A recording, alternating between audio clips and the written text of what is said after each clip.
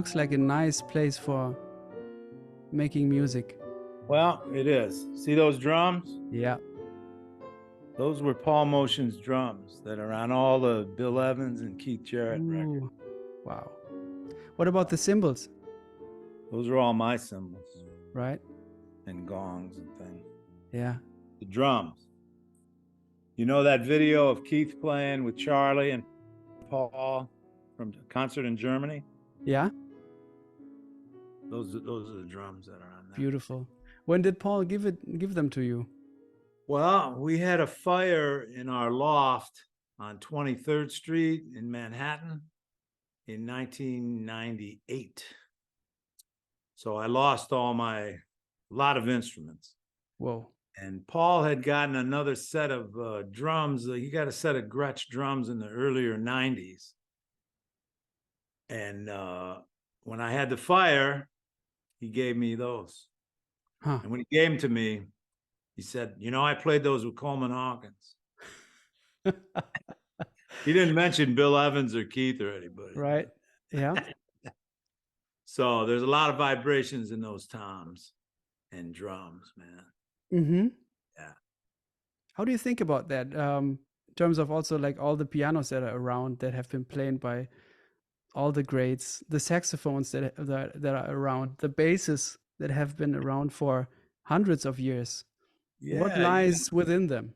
Well, those tones, vibrations, the spirits are all with us always, man.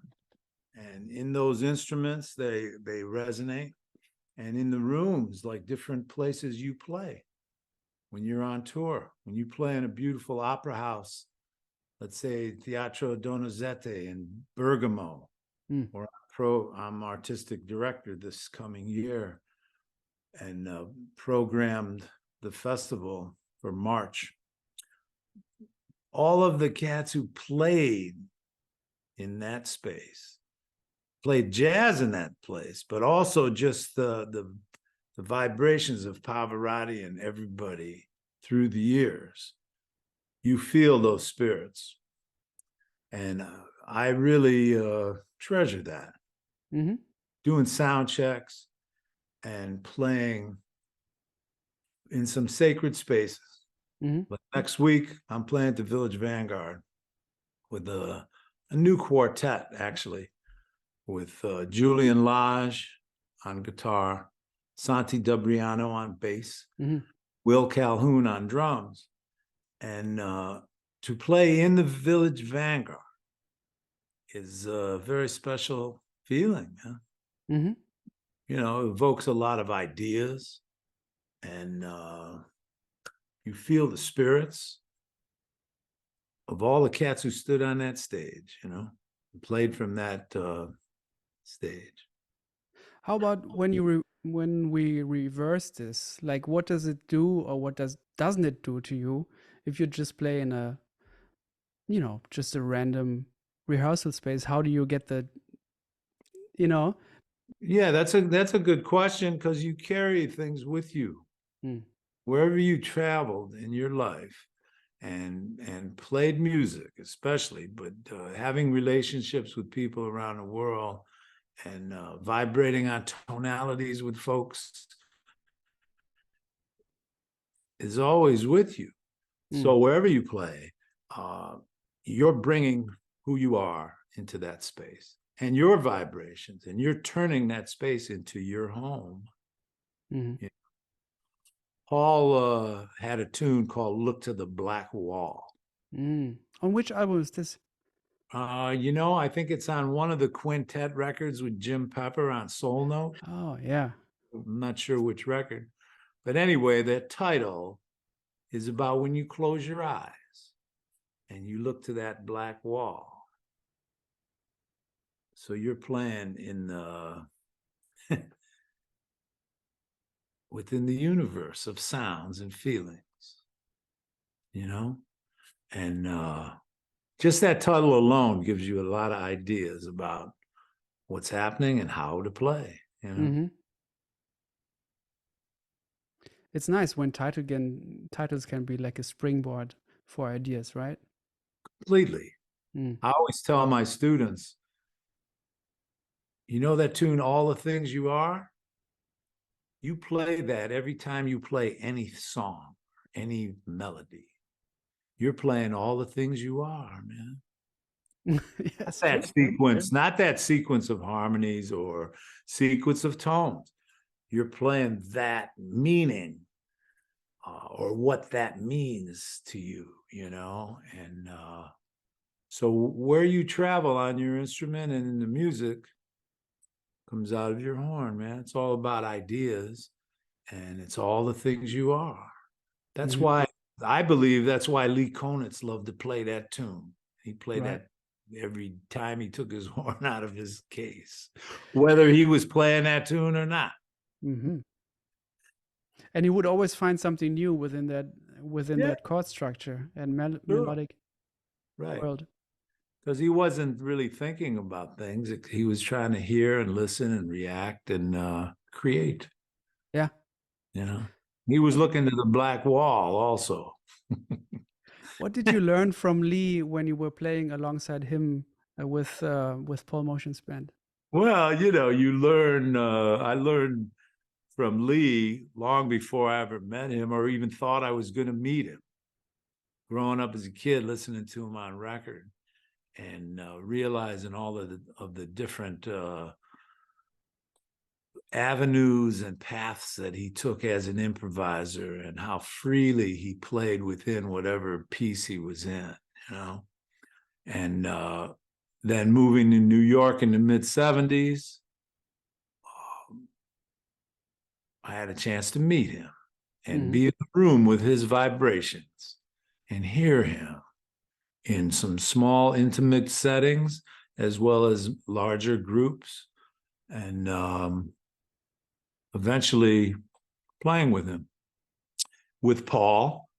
But even prior to Paul, uh, situations with the Mel Lewis Jazz Orchestra with Bob Brookmeyer and folks, you know, also in the early 80s, though, you know.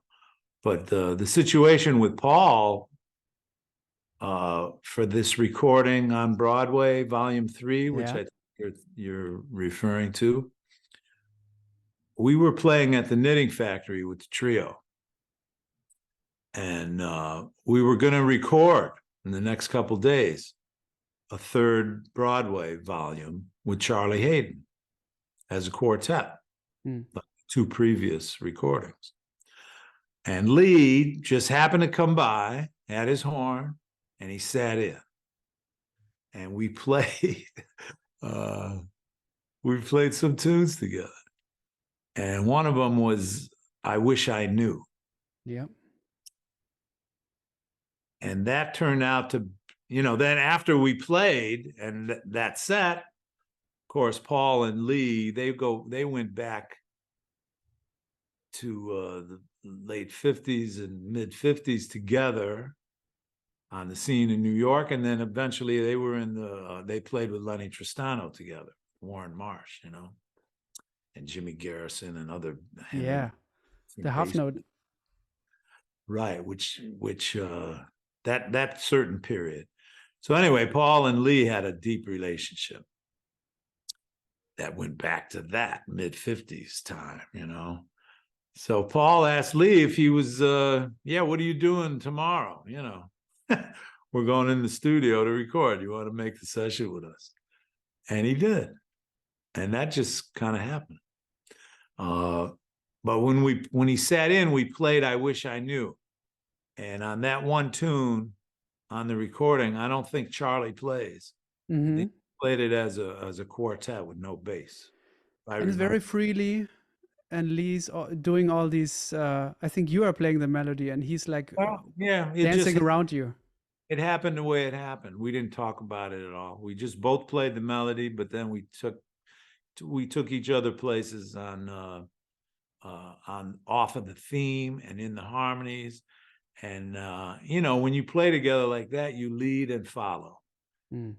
Uh, Lee was a master at that, and I was in heaven exploring that concept and way of playing uh, with the great maestro Lee Konitz. Man. Mm. He was amazing. And then through the years after that, we had a chance to do some things together. Also, he had a record date that he asked Paul and Bill and I to be a part of. It was called Rhapsody. Mm. For a Japanese label.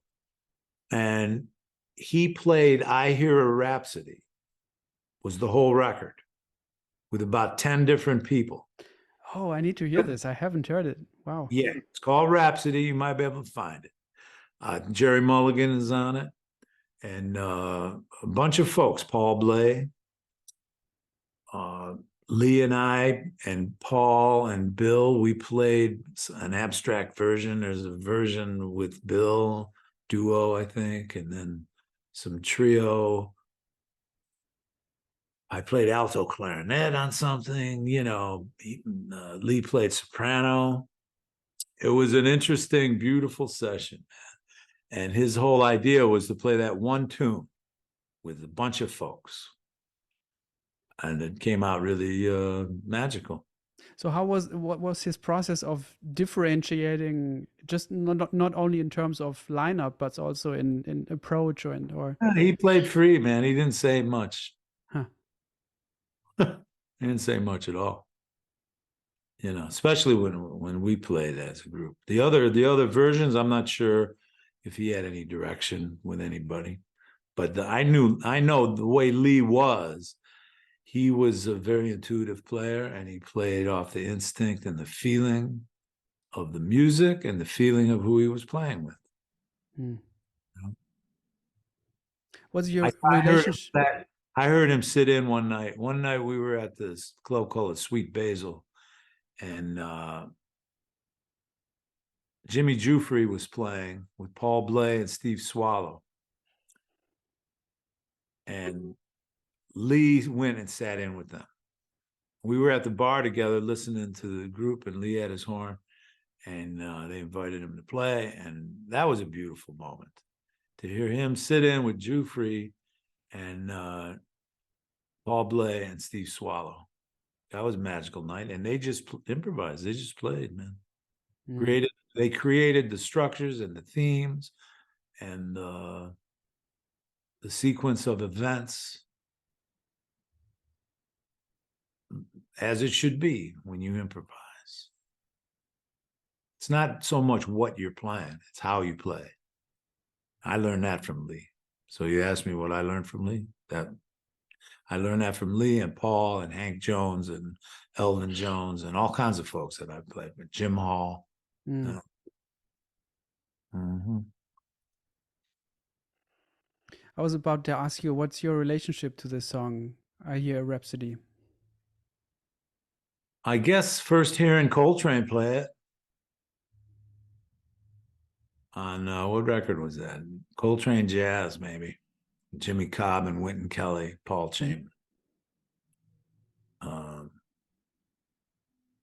and then trying to learn it and realizing that, trying to realize what a rhapsody is What and is how, it? and how you can sing and create a rhapsody by how you feel and not fall into any kind of patterns and technical anything. Hmm. Create some inner music within the music. And you do that when you play on a tune or when you're creating a tune spontaneously. Now, Joe, I have heard you. My trio tapestry, the concept in that, Marilyn Crispell and Carmen Castaldi, we have 3 recordings on ECM over the last 4 years, let's say. And the whole idea of that is to create a rhapsody inside each piece and to sing and play with each other and create some music within the music. Joe, that's something that I've heard you talk about this quite often. Um, Creating music within the music. I'm I haven't really understood it yet. What you mean by that? Can you tell me what you mean by that? Each song has its story, and now you have to tell your story inside that story. Hmm. What did Miles do on Stella by Starlight? Every time he played it, Some people ask me, who wrote Stella by Starlight? I said, I think Miles. I don't know. It's not that confusing to understand. If you're an improviser, that's what you do. You create music inside the music. Mm. You can't play things the way they look. You have to turn them inside out and create them, And you learn that by listening. I learned that listening to Ben Webster and Sonny Rollins, and of course Miles, Coltrane, Thelonious Monk. He was playing music inside the music all the time. His own music, the way he reshaped melodies and never played them the same way twice. I've been composing some pieces that have taken shape over the years, where I write with no bar lines and no stems on the notes. And it's a study.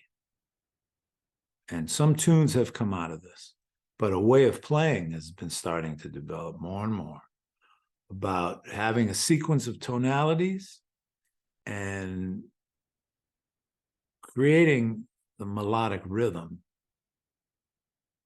as you feel it, and as you move through that sequence of tones. And those are the kinds of things that I'm into today. Mm-hmm. Trying to develop a way of playing as an improviser. So when I tell a story inside the story, it's my story. Yeah. It's not something that Michael Brecker played or anybody played. You're influenced by your colleagues and the folks that you might not have ever met, that you have a relationship with, that you learn from. And that's also a deep study about history of jazz, living in the library of the sounds and spirits of the masters, and how you could translate that into trying to create a sound, Because what is sound? There's a lot of things involved with your sound. It's about your rhythm and articulation and tone quality and the way you can express yourself throughout the range of your horn, which everyone has their own range and their own way of playing. To not just let the instrument play you, but try to become each note somehow, Thank you for checking out this episode. If you enjoy these conversations, please consider joining me on patreon.com/Pablo Held. My Patreon community helps me to pay for the running costs of this podcast and to develop it further into the future. There's 2 ways to join me there. The interview tier will give you access to lots of behind-the-scenes content. And also you get every episode before everybody else gets, so that's early access to episodes. The other option is the music lessons tier, which will give you everything from the interviews tier, plus 2 video lessons on different topics each month. Lead sheets, so whenever I transcribe a new song, you'll get it first. You'll be invited to listening sessions and much more. So these are 2 options for you to join me there. By doing that, you will be helping me to continue this podcast. So thank you, and let's get back to the episode. It's beautiful. I think now I understand it a little bit more. Joe, thank you. Well, it's something that once you have an idea about it, then it keeps developing and growing, in your touch, in your sound, in your, playing with some great drummers and piano players, for me, taught me everything, man. Andrew Cyril, his touch, the way he plays and the way he flows and listens and reacts and creates the inner music. He creates music within the music, man. Paul, that was it. That's all Paul was all about. That's why every recording you hear Paul Motion on, man, there's some inner music that is personal. And if he wasn't there, It would be different. wouldn't be the same music. Yeah. Not just the drummer in the band or playing the drums at all.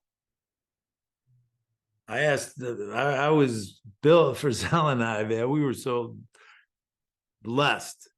We played with Paul from 1981 till he passed in 2011, 30 years.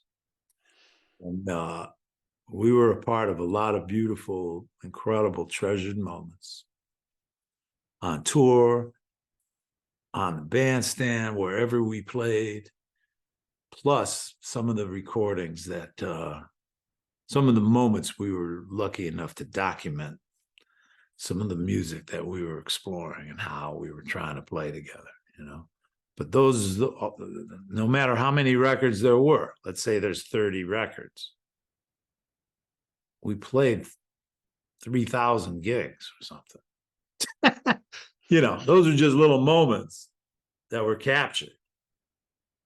And then we moved on to the next moment, you know.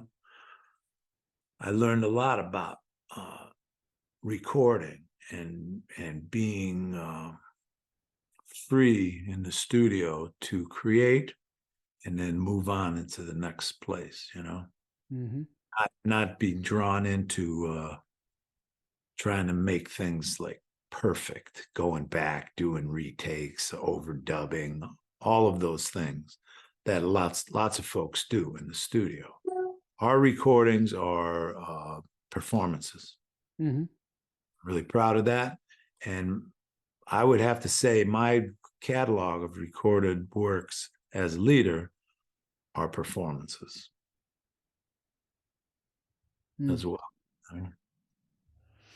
Going back to that trio with Paul and Bill,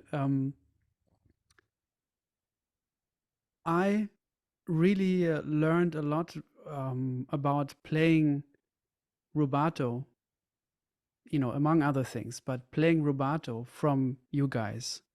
And I think that trio really cultivated a language of playing with in a multiverse of rhythms that I don't think another band has done before or after. Um, so I'm curious about how you guys worked on that and how you guys cultivated that language. Well, I think it was all inspired by, I think, piano players. For me, to hear Tommy Flanagan play a chorus through a tune, but not in just a quarter note tempo, like as a solo pianist, Mm-hmm. Hank Jones play through whatever song he felt like playing, and played it as a flowing, freely expressed piece of music. Art Tatum, the way he would play one chorus on whatever tune was coming from that. But now we were trying to play like that as an ensemble, Mm-hmm.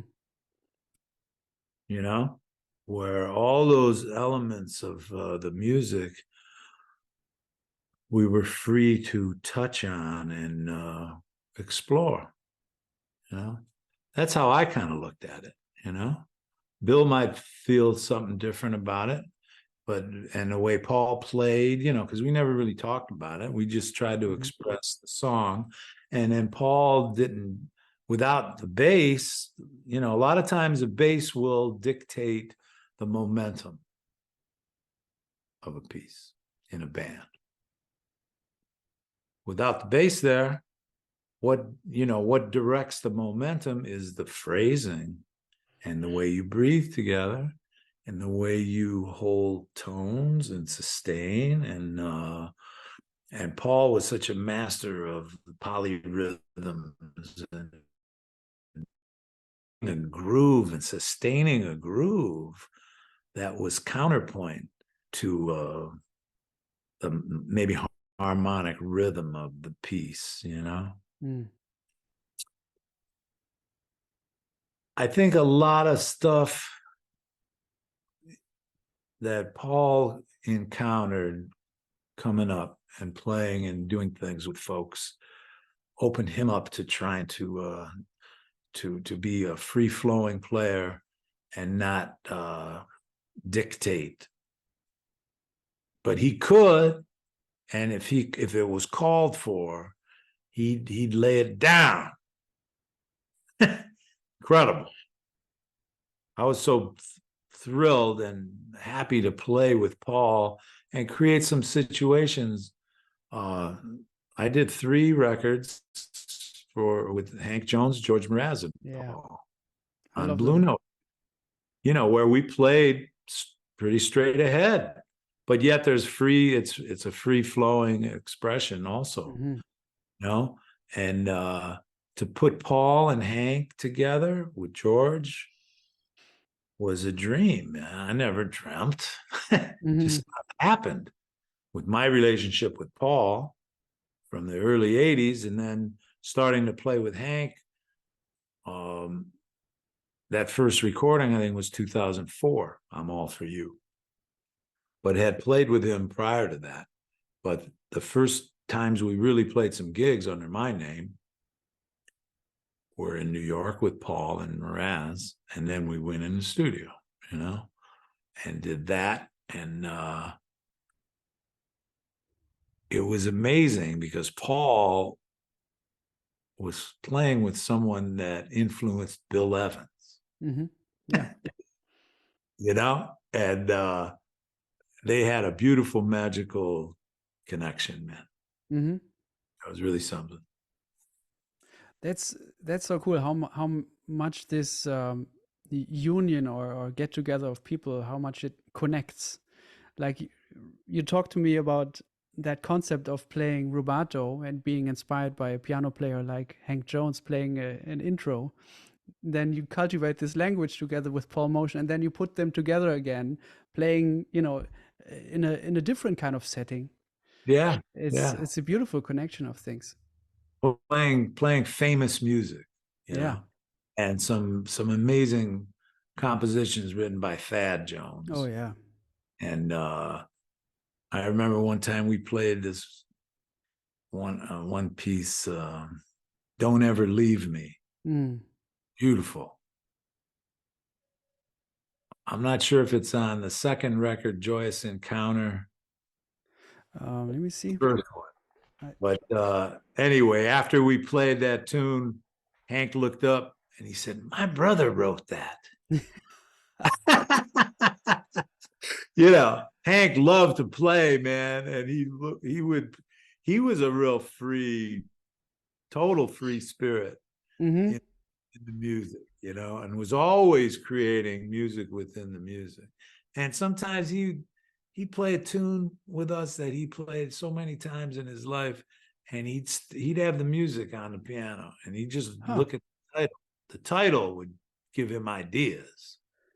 Titles of tunes. That's where I really learned about that, was playing with Hank, because the Mm-hmm. titles of tunes would give him ideas and directions. And Do you remember any remarks of him looking at a title and then being like, hmm?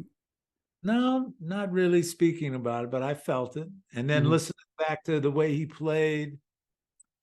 Okay, the recording came out on Cannonball's name, but with Miles. Something else? Yeah, when they play Autumn Leaves, his It's his it's intro, crazy. his intro, Yeah. that was like falling leaves, man. Mm-hmm. I was like, he was playing the leaves Mm-hmm. falling from the trees, and the way he that intro and the whole thing, because that was his arrangement on that.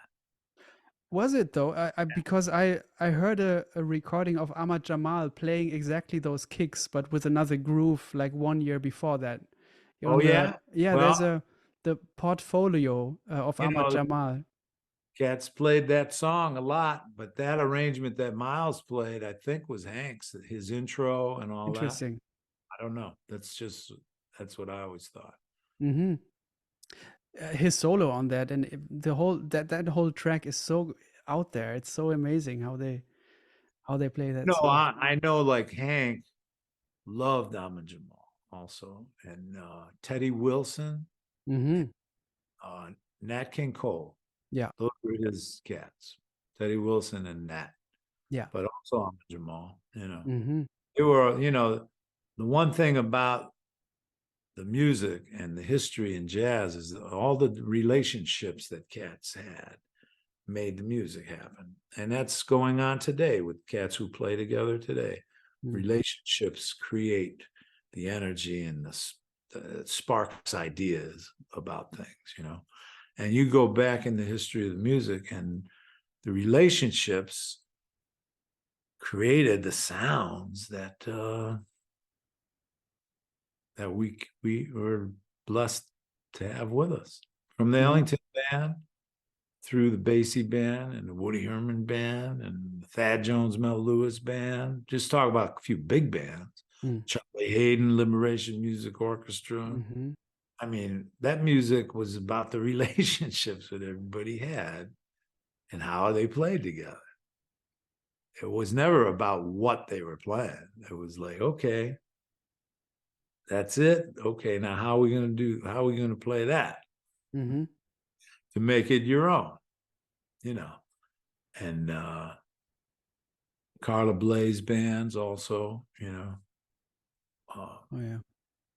so that for me, playing in some of those ensembles and knowing some of those folks always sparked ideas and made me realize about that the essence of how to try to play together, and it's your relationships with the folks. Mm. You have relationships with people that you only listen to on record. I feel I had a relationship with Booker Little. Yeah. I never met Booker Little or was in a room with him playing. Hmm. But I listened to him and I felt where he was coming from, and his crowd, the crowd that he came up with George Coleman and other cats from Memphis, Phineas Newborn, and people you come up with and play with and experience together give you ideas and you feed off each other. But also like listening so hard to somebody and then getting to play with that person Yeah, uh, that's something else. prepares you. It prepares you. Well, because you never realize, you're in their audience, and at a certain point, they're in your audience. Hmm. That's happened to me a lot through the years, and it's somehow still happening today too. You know, so that's some beautiful, magical thing about jazz and this Hmm. music, and just expressive music. How different did it, or did it feel different, or in what way did it feel different when you listened to Hank Jones before on your own and then got to play with him and sit, right next to him, hearing that sound in the room?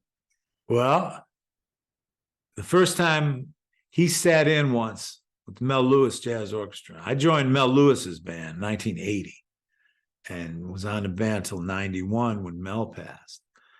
But Bob Brookmeyer was there, and Thad Jones had just went to Copenhagen when I joined the band.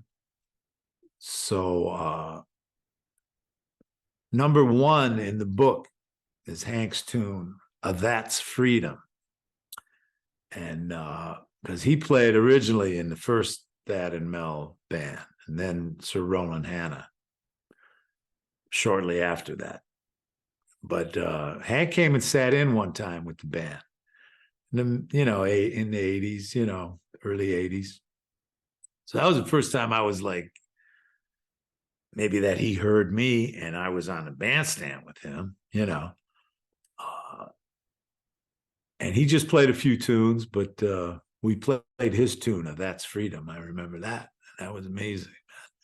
And then I didn't really have any kind of contact with him at all until mid 90s, 96, 95.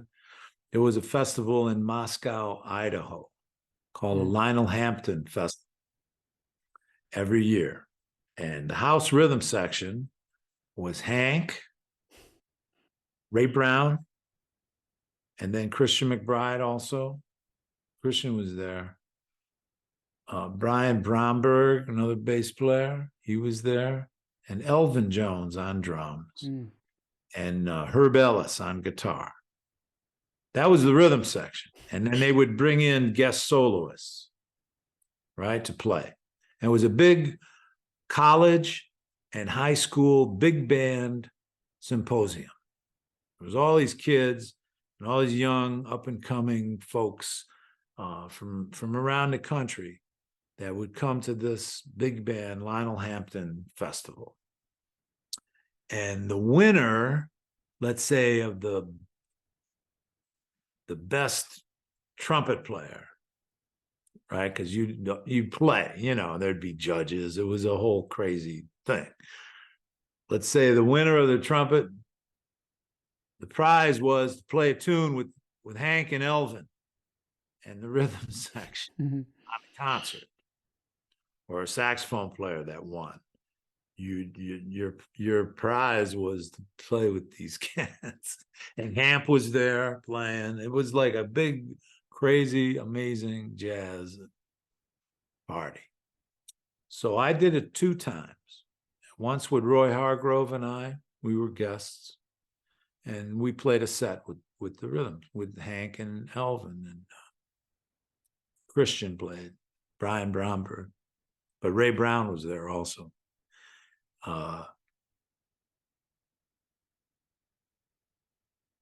Another time I played with Benny Golson, and Benny Golson and I were guests. That was amazing to play with Benny Golson and to play Stablemates tune with Hank and Elvin. And Elvin hadn't played that tune for a long time. Wow, yeah. The way he played on that was deep. So anyway, I was like tight with Elvin.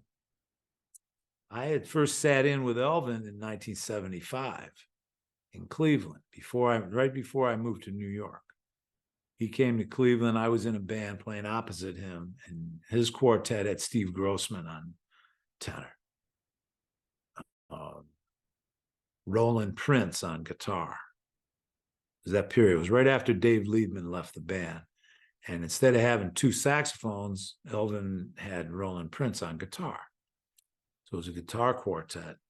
I think the bass player was Milton Suggs, who was in Elvin's band during that time, mid-70s. Anyway, I sat in with him and got friendly with Elvin and Steve and everyone. And I had an open invitation anytime to come and sit in with Elvin.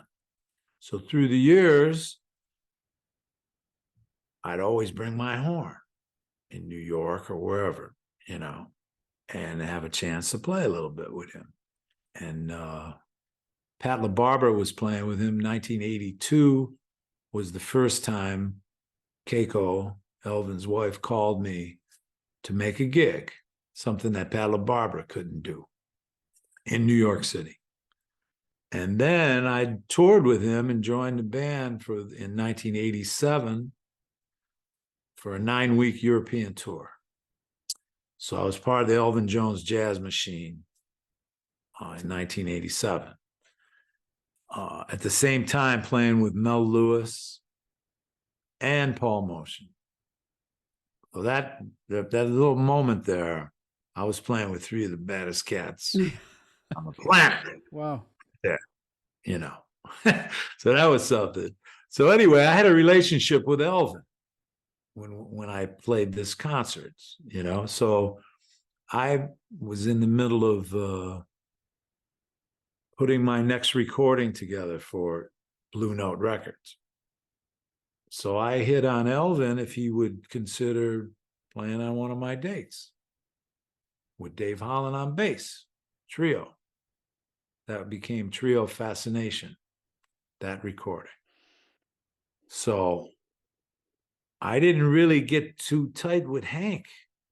I mean, we hung out, we played, we had a really beautiful thing, but I was hanging with Elvin, you know, and Elvin and Hank had kind of a crazy relationship through the years, right? How so? Well, Keiko, there was a lot of issues that got in between them, Mhm. let's say, you know. Uh, so anyway, I'm dealing with Elvin. Now, this recording, Trio Fascination, by the way, just came out on LP, Mm. a remastered LP on Blue Note Records, a It reissue. might be one of my favorite recordings of you, you Ah, know. I love it's that called one. the Tone Poet series, final Mhm. series. Just came out now at the beginning of Oh, February, cool. first time. So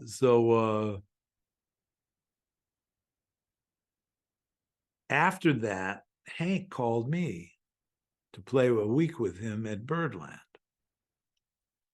You know, maybe a year later or something.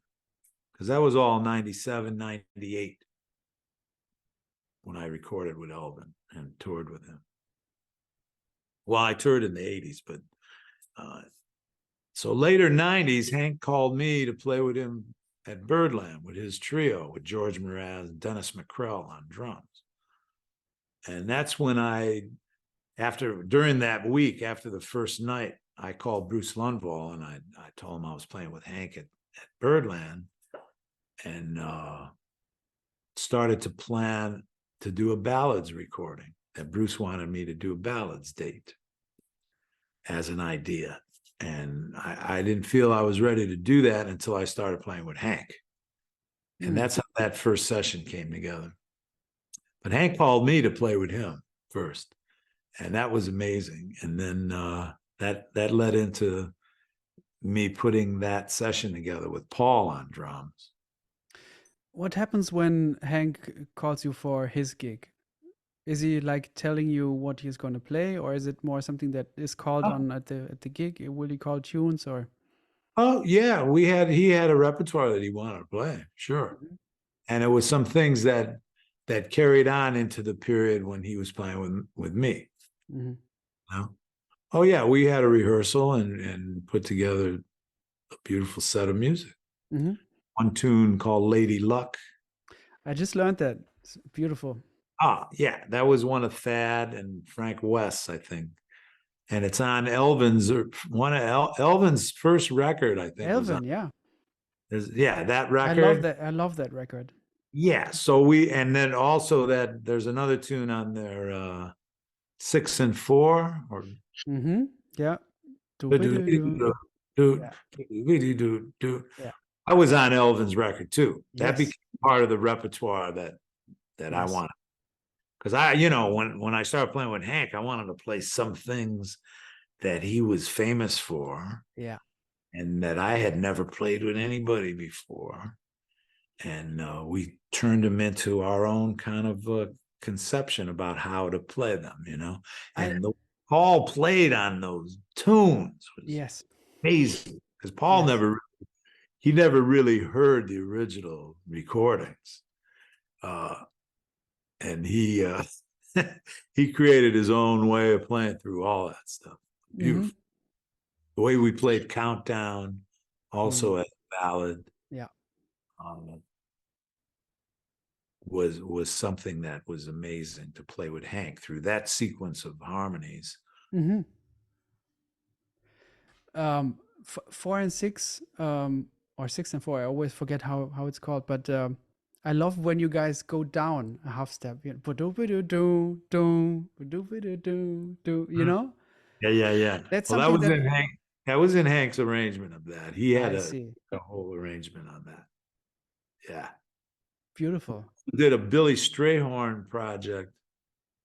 It was for the film Lush Life, David Haydu, and went into the studio with the quartet and played four or five tunes of Billy Strayhorn that Hank wrote some beautiful arrangements on.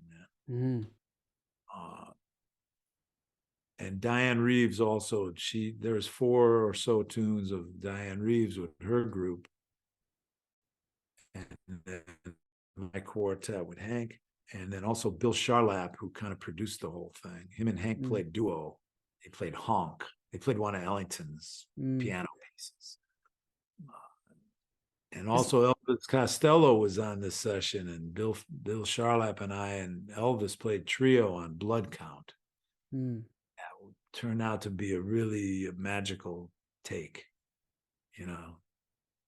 That song, the way Elvis sounds and sings and tells that story. That was a nice session. Mm. Lush Life. Did Hank, did you ever have conversations about harmony with Hank? Um, he was into the way he voiced things. He was exploring new sounds all the time. So we never really spoke about details about things. Uh, he would just feed me sounds, and somehow I was so deep into trying to create melodies inside the sounds that he was feeding me, because I never really asked him, what are you going to play here, what are you going to play there, because he played different all the time. Mm-hmm. And also with him and George together, there was a real telepathic thing. George was his favorite bass player, and they Mm. had played together for a long time. And George had a remarkable way of just hearing and leading and following. So we didn't really get into too much detail because it was kind of a free approach inside the songs.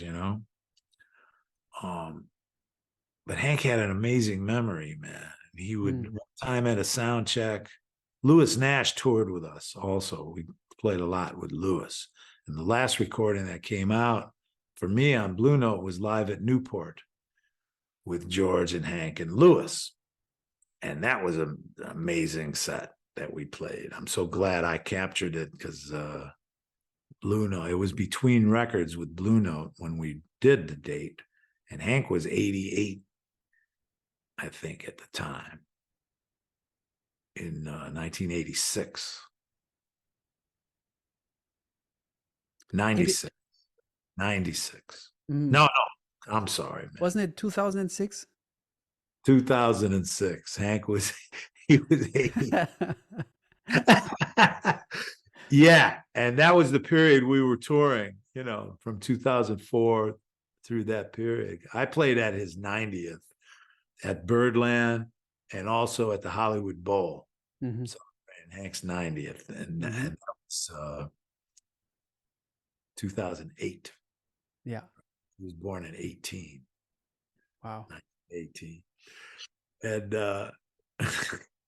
it was amazing because Hank was so sharp, man. The way he dressed, the way he carried himself, and on tour, he'd be always in different suits during the day, and then having a different suit on at night, and was just like, Mhm.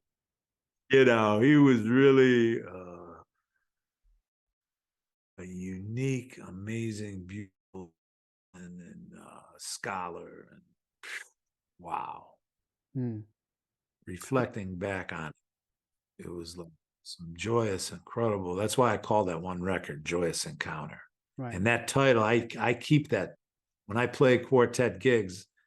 I will say Joyous Encounter, Joe Lovano, Joyous Encounter, reflecting on that. And then that also gives me a direction, and as far as repertoire, when I play with a rhythm section, piano, bass, and drums. You Mm-hmm. know, Now, there's something that I'm really interested in, which is these days I'm calling it harmonically zooming in and zooming out. I feel like you can go you can go within milliseconds. You can zoom out and zoom in. Like when we zoom in harmonically, we get all the changes between the changes, all the voice leading and all the stuff that is like a string section behind Sinatra or Barry Harris going through changes of something. When we zoom out, it gets broader, and you kind of put together like 4 or 8 bars where you see, okay, this is kind of a territory where the dominant moves towards the tonic within 8 bars or something. Like when you zoom in, you see everything between. If you zoom out, you see like a broader sense, or just even broader in terms of tension and release, you know? Mm-hmm. And when I listen to you in harmonically more centered or grounded situations, or freer situations, you can go from zooming in to zooming out in a very fast and fluid way. And Mm-hmm.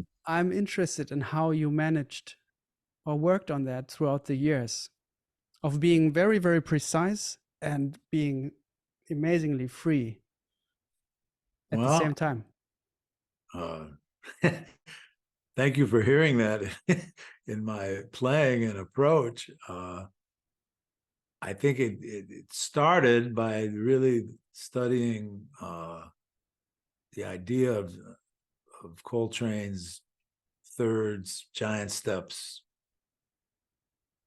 modulations in all keys, and playing with a sense of all 12, no matter what key you're in, and trying to superimpose maybe different ways of getting to the arriving into any particular sound or chord or voicing or something here to make your way to the chord instead of playing the chord and going from it.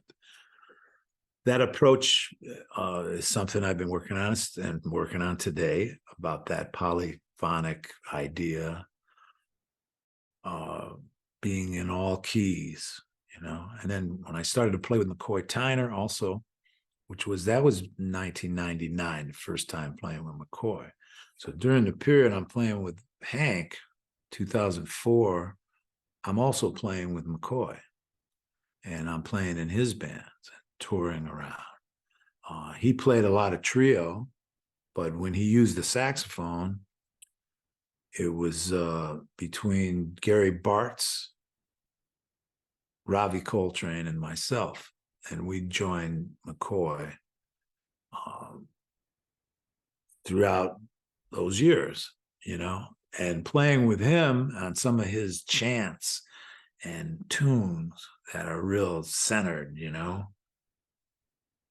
He was in all keys the way McCoy would comp, and he was also living in that Coltrane modulations inside each key, arriving into sounds and things, So playing with McCoy really also solidified a lot of things in an approach about trying to do what you're saying, and having the gravity of the tonalities that you're in, but then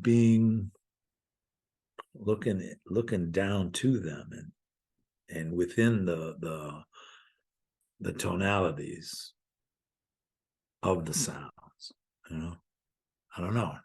And then trying to play with a melodic rhythm makes it work. So you're not just running scales and stuff. Right. Trying to play with a melody that outlines sounds, and being into the what the rhythm is. Trying to find unisons with that cymbal beat and the way the drummer's playing on the snare drum, and having an understanding about the big beat inside the bass drum and what's happening. McCoy played with the big beat, man. Incredible. Whatever tempo you're in, you always felt like almost 2 bars that would sustain. He played like as one beat, Mm-hmm. and that happens with a lot of folks, like with Elvin and Hank also, Paul. The big beat is everything, because then everything you play within that, you're grounded, Mm-hmm. and you could feel polyrhythms and all these rhythms without having to be stiff. For me, also, like playing with Ed Blackwell, Mm. my first recording with him was 1989. Sounds of That Joy. Sound of Joy with Anthony Cox on bass. Beautiful. Playing with Blackwell, started and playing with him then through for about 2 or 3 years right there. Till he passed around 92 or so. That was another period that for me that was like, man, so rich. With the gigs that we did together, the second recording with Dave Holland and Michelle Petrucciani for Blue Note, From the Soul, turned out to really be my first Blue Note record under my contract. I did one before that, Landmarks, but that was that set up the whole thing. That's right when I signed with Blue Note. I guess that was around 90 or 91, you Mm-hmm. know. But playing with Blackwell during that period, man, my first gig as a leader at the Vanguard, I presented a quintet with Tom Harrell, Rufus Reed, John Abercrombie, and Blackwell. Wow. We broke down into different groupings, you know, some quartet without trumpet, some quartet without guitar, and then trio just with bass, with Rufus and Blackwell, you know, some duets, just Ed and I, you know, and that was the big springboard for me, man, to play at the Vanguard as a leader and have a band like that. And it was all about relationships again that I'm speaking on. My relationship with Tom, Rufus Reed, John Abercrombie, and with Blackwell. And they had, a lot of them had never played together. I want to hear that band now. Well, yeah, we never recorded that, but that was the precursor to my quartets with Tom, Anthony, and Billy Hart. Beautiful. Yeah. That quartet. And and stuff I did with John Abercrombie, which were really special also. Mm-hmm.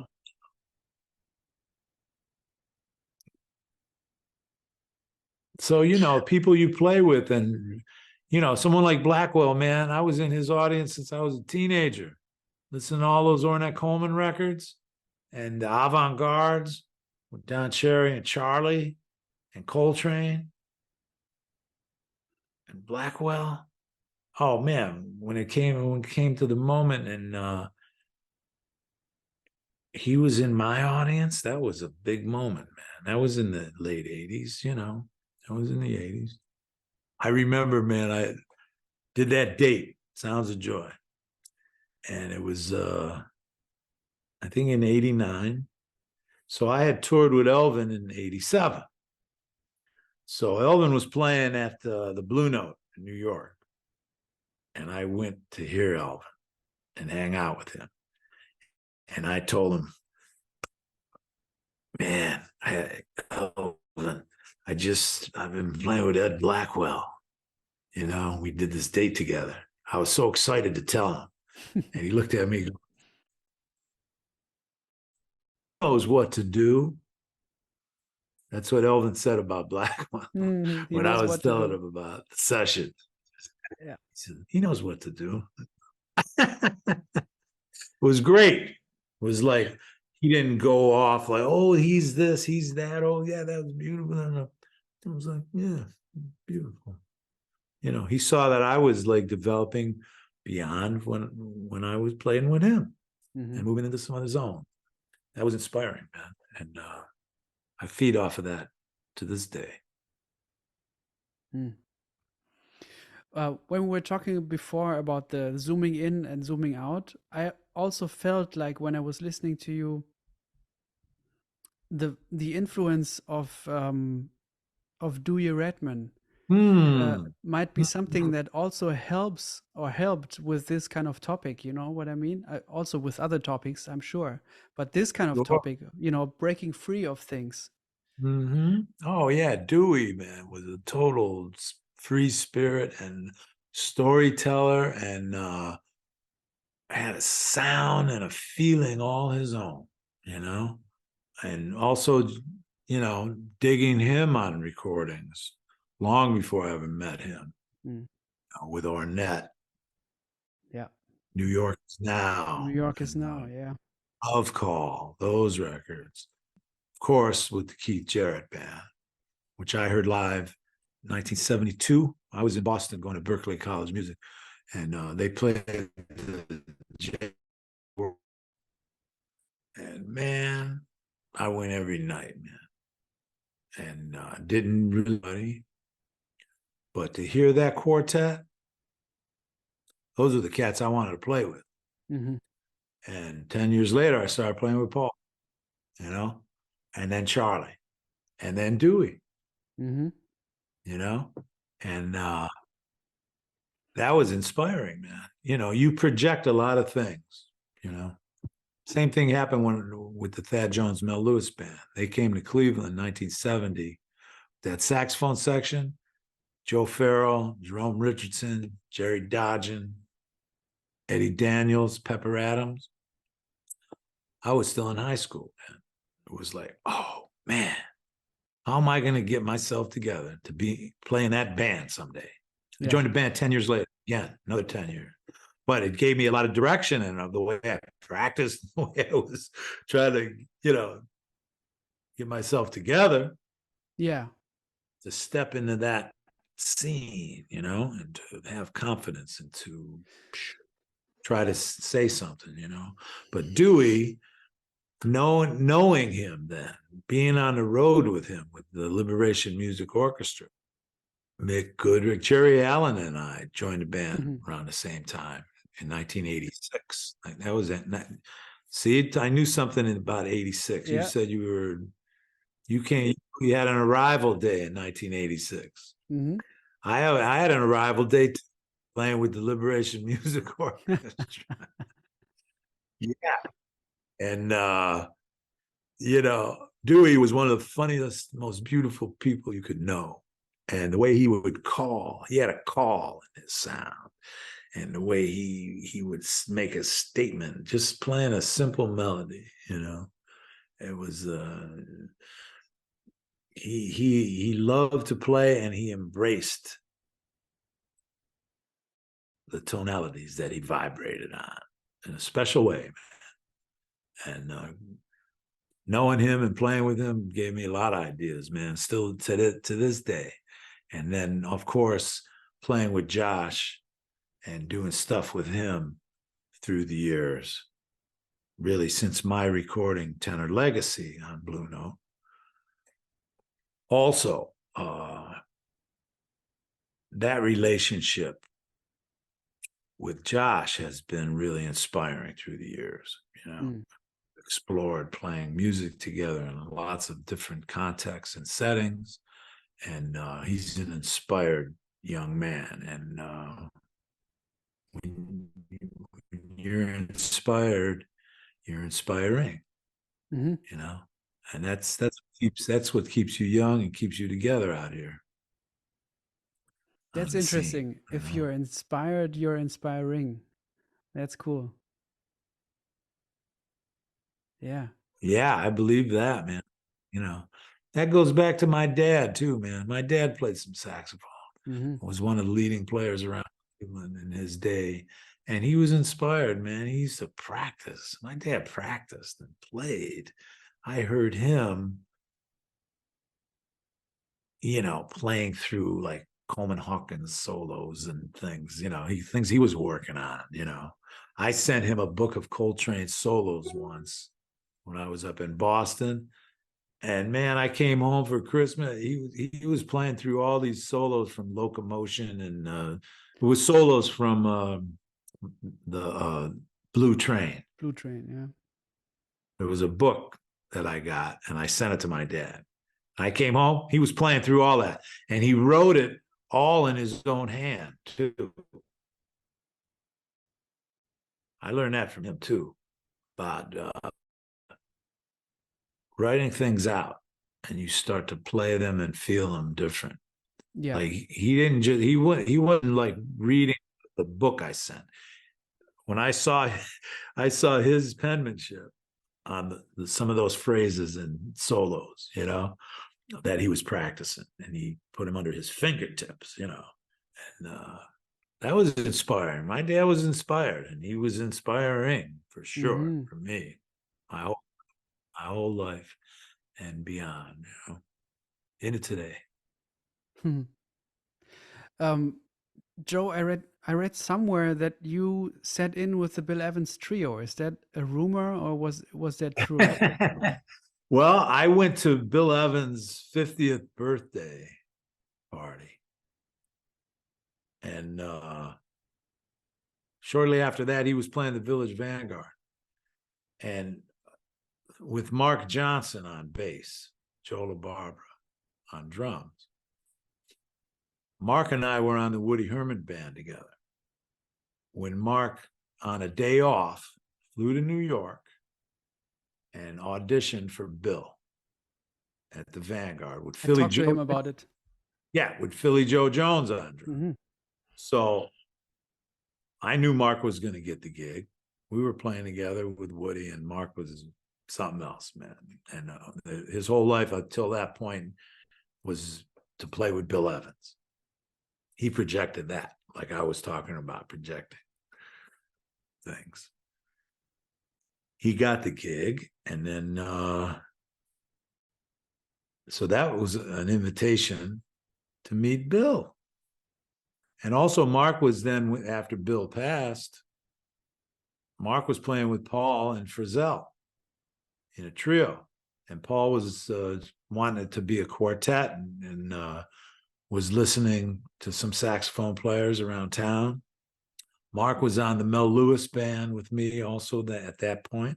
And one Monday night, he says, "Hey, man, you want to come up to Paul's pad on Friday?" He asked me to ask you. And so the first time I played with Paul and Frizzell was with Mark on bass at Hmm. Paul's. And then Mark got the call from Stan Getz, and I got Ed Schuler on the band with Paul and Bill. And yeah, so I have a beautiful history with Mark. Yeah. And so anyway, I met Bill at the birthday party, and Gary Dial threw him a birthday party in Manhattan Plaza in New York. And then I went to the Vanguard. I had my horn. Before the third set, place was kind of quiet. Bill was sitting at the bar, and I went up to him, and we said hello, and I asked him if I could sit in. And he said, "Yeah, we'll play some, and then I'll bring you up." So yeah, I had an amazing moment playing. We played "You and the Night and the Music" Hmm. with the arrangement that he played on his record Interplay. Yeah. I had heard him earlier in the week. I knew they were playing that arrangement, so I kind of knew that arrangement. I called that tune. He asked me what I wanted. I Hmm. called that. We played "Stella by Starlight" and "Body and Soul." Beautiful. Uh, How was yeah, it? it was amazing, man, because for me, it was the first time I really felt like someone's harmonic rhythm that anticipated into each sound, into over the bar line, Mm. the way he comped. And I was playing right on the beat or after. And he was arriving, he was feeding me chords ahead of the beat. And it was something, man. What did this tell you then? Well, it gave me a sense of that, and it made me start to anticipate and arrive into the chord before the one. It gave me a sense of a harmonic rhythm that wasn't the way it looked on a sheet of music. Hmm. It was how it felt, and it opened up a lot of doors. And somehow you know, I might have felt like I was playing behind the beat. a lot because I came up playing with a lot of organ players, Dr. Lonnie Smith, brother Jack McDuff. It was a different kind of groove, you know, like you were inside the beat, but you were kind of laid back and Mm-hmm. behind the beat. This put me ahead and made me anticipate and play through the bar line. And that started a whole process of development in that world, you know. I was around that. It was 1980, I guess, Mm-hmm. somewhere around there. Did this experience also tell you some more about these songs, Body and Soul, Stella by Starlight, You and the Night Little Well, Music? mm, well, it gave me a sense of relaxing and playing in a way uh, where I wasn't just running around my horn. Not so much in the sense of the songs, but in the sense of how you're playing. Mm. Instead of playing like running changes and all that,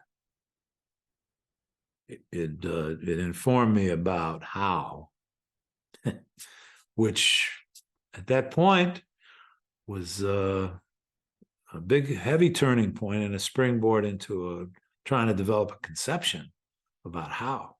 Mm-hmm.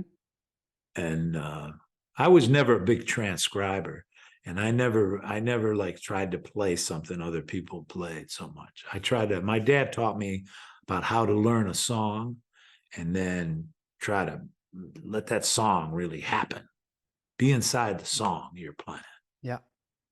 not just the chord progression and the scales and licks, but to get into get into the melody of things and try to play with a conception of developing ideas that swirled within the melodies Mm-hmm. from studying Charlie Parker, and the Bach concept of fugues, reworking melodies.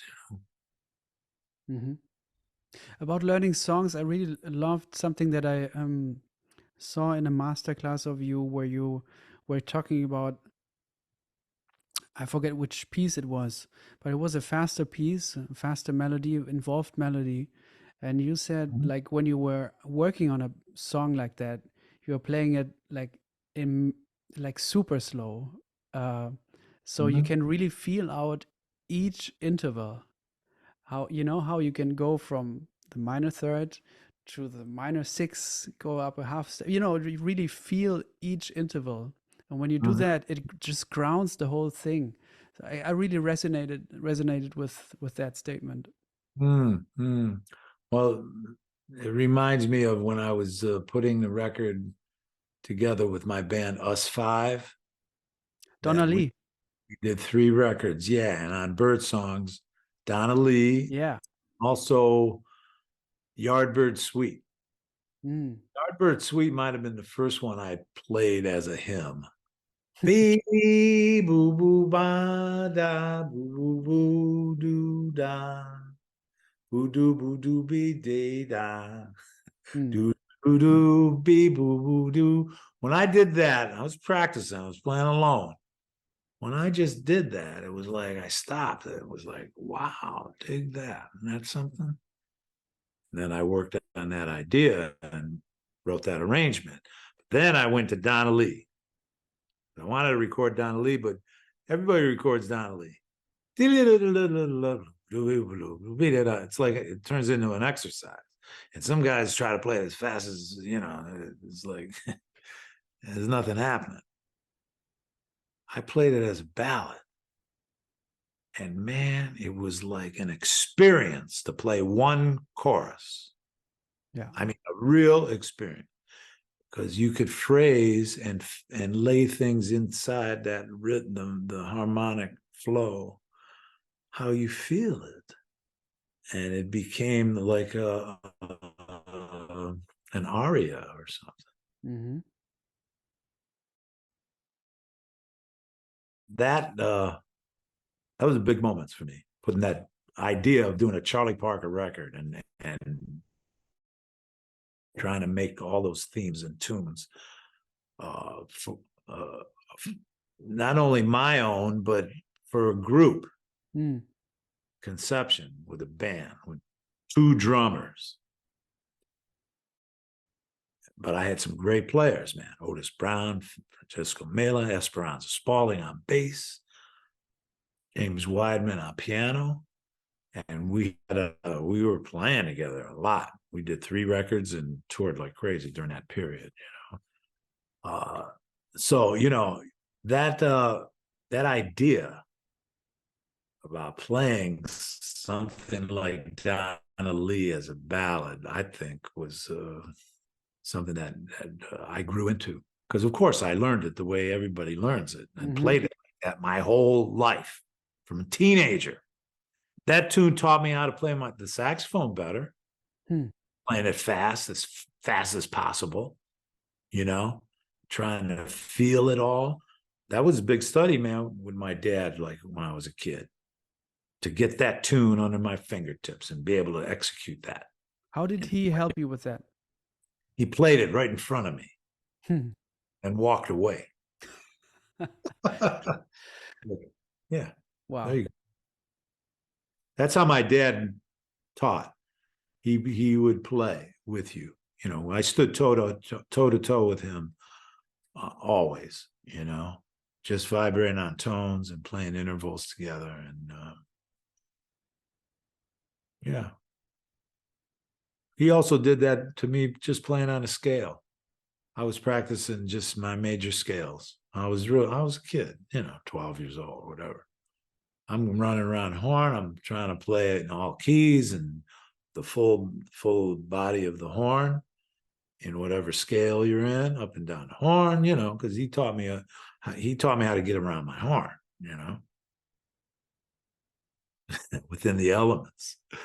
And so I'm playing, and I'm wanting, you know, I want him to hear me practicing, you know. So I'd always be playing, because my dad was a barber too. He had business and stuff.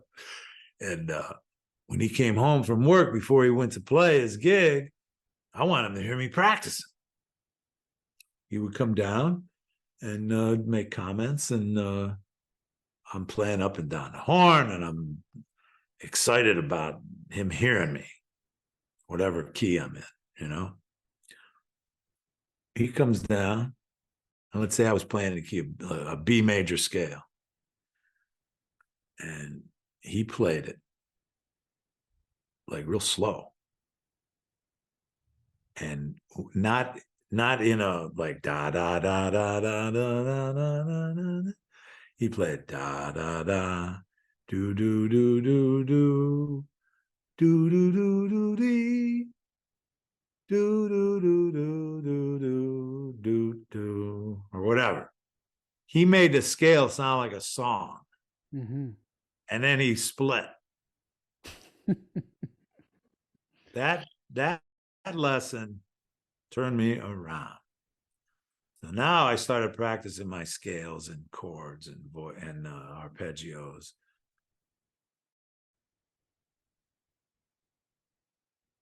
They didn't have stems, like what I was speaking about before, what I'm trying to do as a composer, improviser, to create a rhythmic flow in a certain sequence of tones. And I realize now, you know, that's early lesson with my dad, where he played a major scale and made it sound like the most beautiful song you ever heard, man. And so things like that were lessons with my dad that were really fantastic. And it was also like, he had other students too, cats like his age or a few years younger than him. And when they would come over for a lesson, I would take part in their lessons, right? I'd be there. And he'd give somebody something to work on for next week or 2 weeks from now. They would come back and could hardly, but I would practice, and I'd play this other cat's lesson. And I'm a kid. I'm like 14 or whatever. And then my dad would tell him, he said, see, you have to practice, man. He'd start like, he said, Joey could play that. And he's like 10 years old or whatever. You know what I mean? Gave me an aesthetic also about practicing and vibrating on tone and playing your horn. And whether you practice for 10 minutes, for 20, you're going to think about it after that. You might not have the horn in your hand, but when you go back to your horn, you start where you left off. Sometimes that space is good, you know, but a lot of times the time goes by and you don't even realize you've been playing for 2-3 hours, 4 hours, you know. My father is also a piano player and a piano teacher, and he also taught me a little bit. But also quickly, when I at first I played drums, and then I switched when I was 10. I switched to piano because he noticed me going to the piano more often than to the drums. So he said, like, I arranged a lesson for you with a colleague of mine, because he noticed that in our relationship or energy between father and son, it would be better if somebody else would be the teacher, and he would sometimes come in and give me input, and Sure, definitely, man. so but every relationship between father and son is different, but through most relationships of fathers and son, at some point there comes a moment where we go into kind of adolescence, and Right. Yeah. where the the the influence and all the advice is, we cherish it, but also we kind of have to break free from it. And in a lot of interviews of yours, I've read all these stories about your father, and I get a sense of how important he is to you and how influential. But I'm wondering, is there also like that sort of phase in your relationship where you kind of sometimes, where you notice that I'm into things musically that maybe my father isn't into, or that, where you see you're on different paths also? Well, for us, it was my dad was like, he was a very interesting cat, man, because he heard Charlie Parker, played in a jam session with Coltrane, Right. the 50s, things I've spoken about in other interviews. His record collection was incredible. I mean, I was 14 when Coltrane died. My dad, in his records, had Meditations and Kulu Se Mama and all of these records that I heard before, when Coltrane was still with us. Basically, he died in 67. But Right. my dad's records, he had a lot, he had those impulse records. So that's one thing. He was like listening and hearing stuff. Now, I brought in Bitches Brew and other things, Ornette with Dewey. I brought in some stuff that turned him on. Yeah. He was hip to Live Evil, let's say, Miles, and was hearing all that music too. Now that wasn't his music, but Miles was he heard Miles with Bird, Right. late 40s in Cleveland. Heard Bird with strings.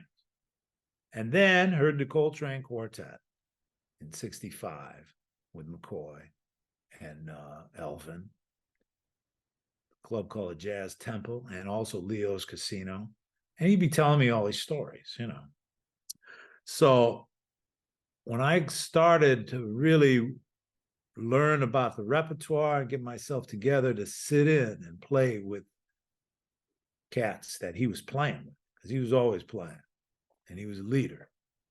He was playing 5-6 nights a week all the time with organ, a lot of organ trios, right? Because a lot of clubs that time, they didn't have pianos.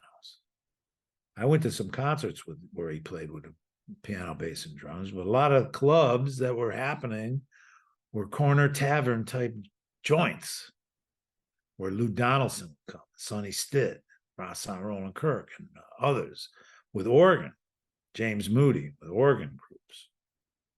Some of those cats I heard as a teenager. But anyway, my dad's colleagues, all of the cats he was playing with became my teachers too. So it wasn't I was just studying with my dad. Sure. I'd go to the gigs. Once I got my driver's license at 16, I would drop him off. I would go and play and do other things with other people, and then come and pick him up and sit in on the last set and hang out with cats he was playing with. And they would talk about all kinds of things, about the music, about harmony, about the rhythm, about what records they dug hearing, you know. And it was an interesting I had some interesting teenage years, you know. So I never felt what you were speaking about, having to move in other directions, because I was in all those directions already. Mm-hmm. You know, and I was playing in some groups, some Motown type bands and other horn sections. I was starting to get gigs as a teenager, you know. So when I went to Berklee College of Music after high school, 1971, I'm like 18, 19 years old or something, you know, I paid my way to college from playing gigs as a teenager. Mm-hmm. Playing weddings, playing gigs, parties with bands, gigs my dad got called for that he couldn't do because he had his own bands, and he'd send me. And then other groups with horn sections, and playing with cats around Cleveland, you know, in all different generations, you know. So that I was in a constant whirlwind of some things in the music and in my you know, high school days, you know. So I was really fortunate, man. And then I went to Berklee and studied with John Laporta. Well, I knew his name from one of my dad's records of the Metropole All Stars, where he was on a record with Bird and Diz and Max Roach on drums. Studied with John, and then Gary Burton. Mm-hmm. I went to Berklee to study with Charlie Mariano, but he had just split. 1971, he moved to Europe, into Munich or somewhere. And Gary Lived in Burton, Cologne as well. or yeah, in Cologne. I loved Charlie Mariano, and he was on some of my dad's records with Stan Kenton and other things with Shelly Manne and his men, Mm-hmm. with Charlie Mariano, Connie Condoli on trumpet. So when I went to Berklee and Gary Burton, I was placed in one of his ensembles. And also Joe Viola, great saxophone teacher, Andy McGee, who played with Lionel Hampton and all kinds of folks, you know. So going to Berklee in a way was breaking away from the scene in Cleveland. Mm-hmm. But I had some roots. So I went there and I started playing gigs and started playing with some folks right away. And that led me to joining Lonnie Smith and other folks in the 70s. And this club, the Smiling Dog Saloon in Cleveland, that opened around 1971 also. Weather Report played one of their first gigs there. Ah. But from 71 to 76 or so, the Smiling Dog was happening. And that's when Elvin played. I sat in with him. I was playing in some bands opposite. And there was one of the greatest guitar players of all time, Bill D'Arango, was from Cleveland. And he played with Ben Webster on 52nd Street when Bird came to New York. He was around Cleveland, and he was one of my dad's real close friends. He was a few years older. My dad was born in 25. Bill was born in 20, like Bird. Hank knew Bill. Hank heard Bill with Ben, 40s. Anyway, he was back in Cleveland, and he was playing most of the gigs opposite groups in Cleveland at the Smiling Dog. So Durango was another serious influence. He was a single note guitar player that played with a technique like Dizzy Hmm. guitar, Wow. but also Lester Young loved Lester and did things.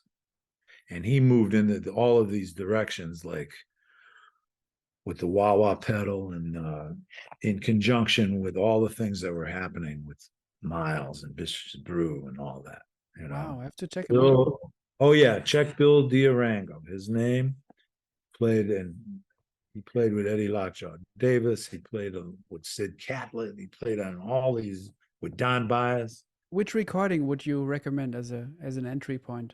Well, he's on some early Dizzy, one of the first, Maybe I've heard him then.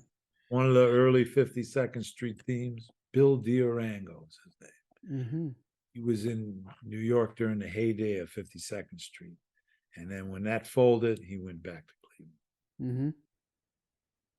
There's some famous picture of him playing with Ben Webster. He's sitting, Sadiq Hakim is on piano behind him. He's sitting, Ben Webster's there, and young Charlie Parker sitting in. Mm. It's in a lot of books and stuff. Mm-hmm. Maybe Bill. I've seen it then. Yeah, you probably have. Mm-hmm. Yeah, do some research and look for that. Yeah, I will. One record more recent that I did with him that Gunther Schuller produced called Anything Went. And it's with Ed Schuller on bass and George Schuller, Gunther on Gunther's label, GM Records. Mm. Anyway, Bill D'Arango was a force of nature, man, and he was real important for me growing up and Mm. knowing his history. I was, as a kid, I was like the myths and legends about jazz was like very deep in my consciousness. Let's say, Mm. and that carried me through my young days and into New York when I started playing with some cats and starting my recording career. Also Mm-hmm. with Bonnie Smith in 1974, my first session. Wow. Um, I've learned a couple of songs of you in the last days, and with two of them, I notice on different recordings there's different details different in the written material. Hmm. Like with Charlie Chan in bar 5, instead of going from C sharp minor, F sharp 7, you go to E minor with Hank. Hmm. You Hmm. know, and the melody changes with one note. So the like with the E minor, it's obviously a G natural in the melody, and on the C sharp minor, it's a G sharp. Mm-hmm. Mm-hmm. I was wondering where that came from, or whether what made you change that. Yeah, well, that tune is based on the original Milestones, so it might have been the way Hank played it. Ah, interesting. Yeah, Because the he E knew it. minor, yeah. He knew it. He knew it from the original John Lewis tune. Mm-hmm. I don't know. I'm not sure, but that tune was and the title also is what Charlie Chan is the name Bird used to use when he played tenor, Right. and also maybe on some recordings, um, he couldn't use his name. Exactly. And Chan is the name of his wife, right? Yeah, Yeah. Chan Parker. Yeah, Yes. as well. It's nice. Uh, It's a beautiful song.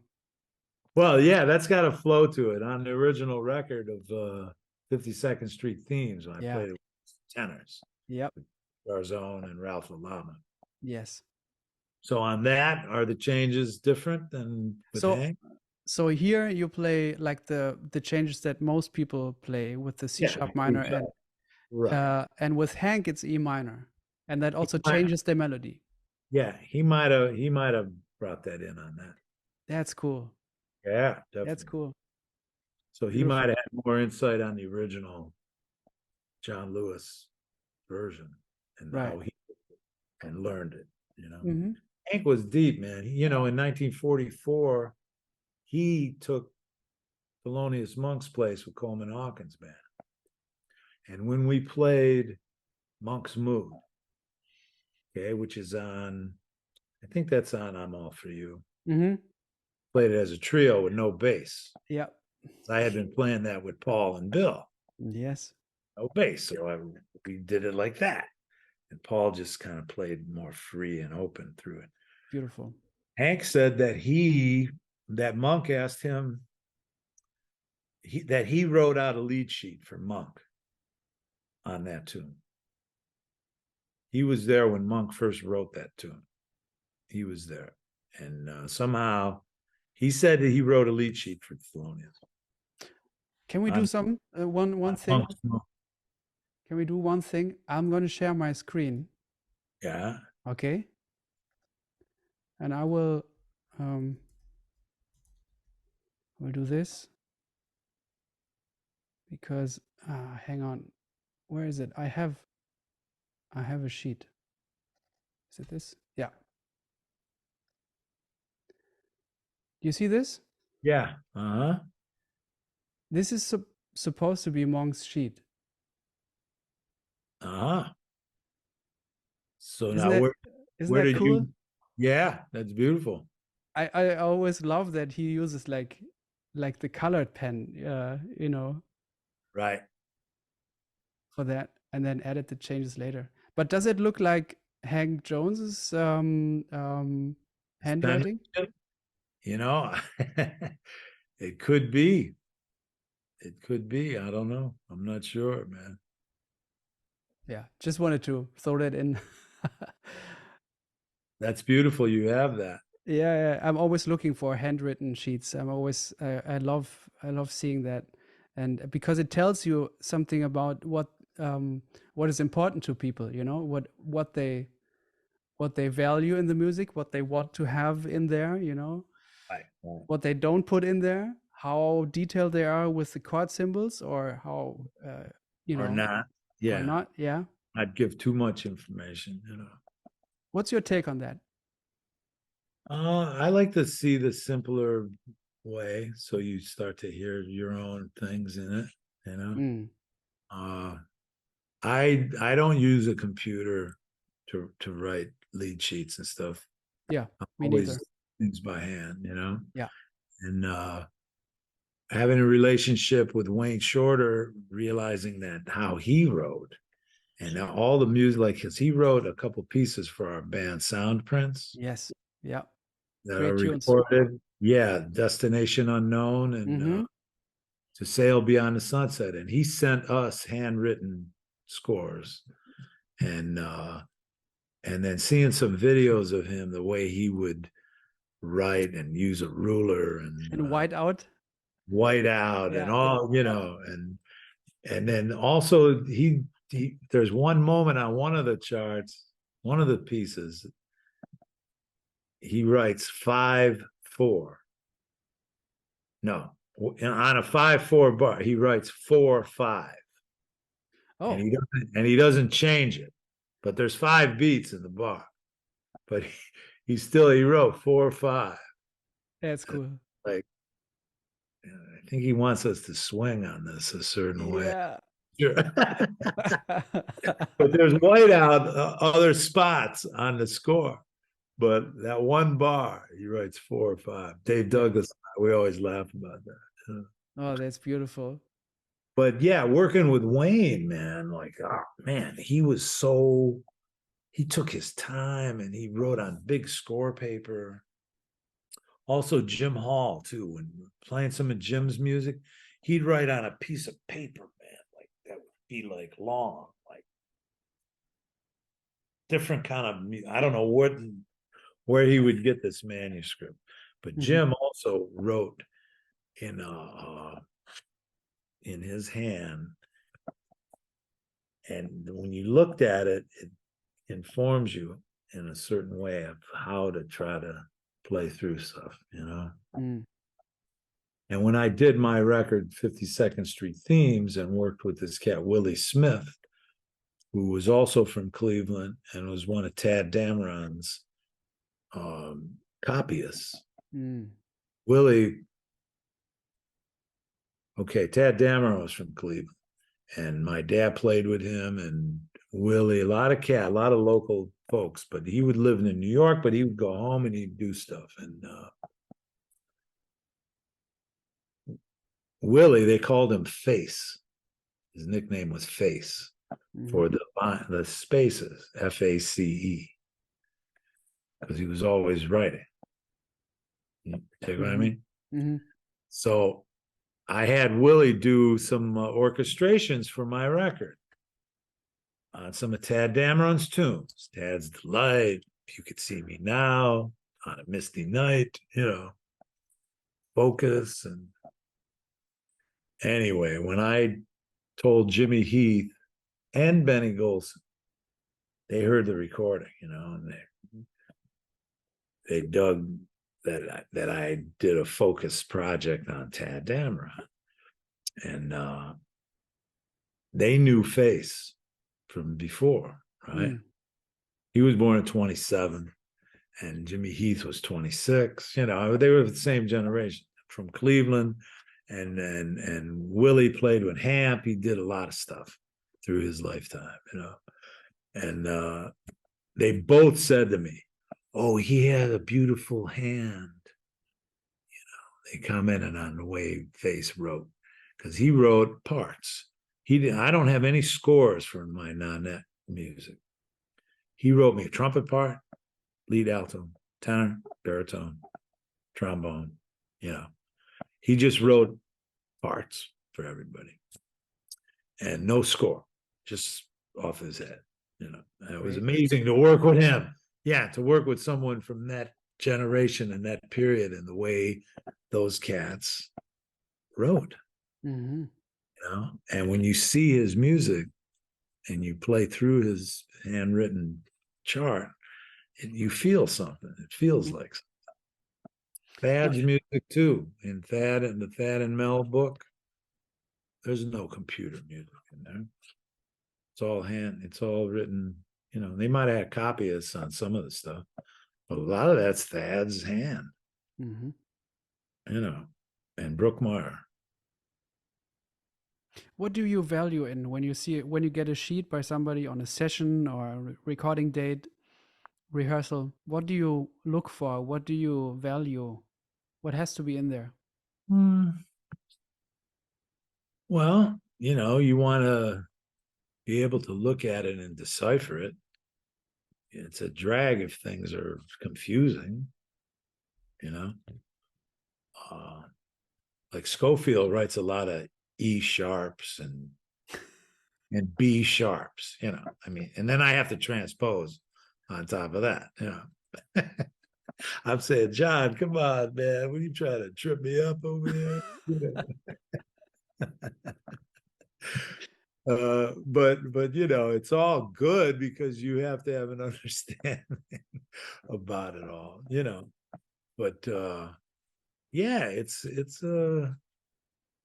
you have to maneuver with a lot of personalities and a lot of the way things are written, it's hard for me to read sometimes computer printout type. Yeah. Just the paper, the way it looks. And I don't consider myself like a great reader. Like some cats like read, could read anything straight down. Boom. I like to work on things and take my time, Even though I've been in some settings where I had to really get myself together. So I'm working with SF Jazz Collective, some of the stuff that Miguel Zinon writes and puts together, like a real challenge, man, to try to be precise and expressive at the same time. Because for me, that's the most important thing. I play this, that if I'm not here, you're gonna miss me, man. You could have someone else play same notes. They're not gonna vibrate them on them the way I might. So that's important, and that's for me. That's why these days, like I'm mainly playing my own compositions and my own ideas on projects. You know. Mm. Um, Tell me about how it was like working with the Paul Motion trio on a new Paul Motion song or an older one that you hadn't played before. How can I picture Oh, this situation? well, any one of those records, I have the room above her, or time and time again, were the first times through those tunes, man. And then we played them Hmm. on gigs.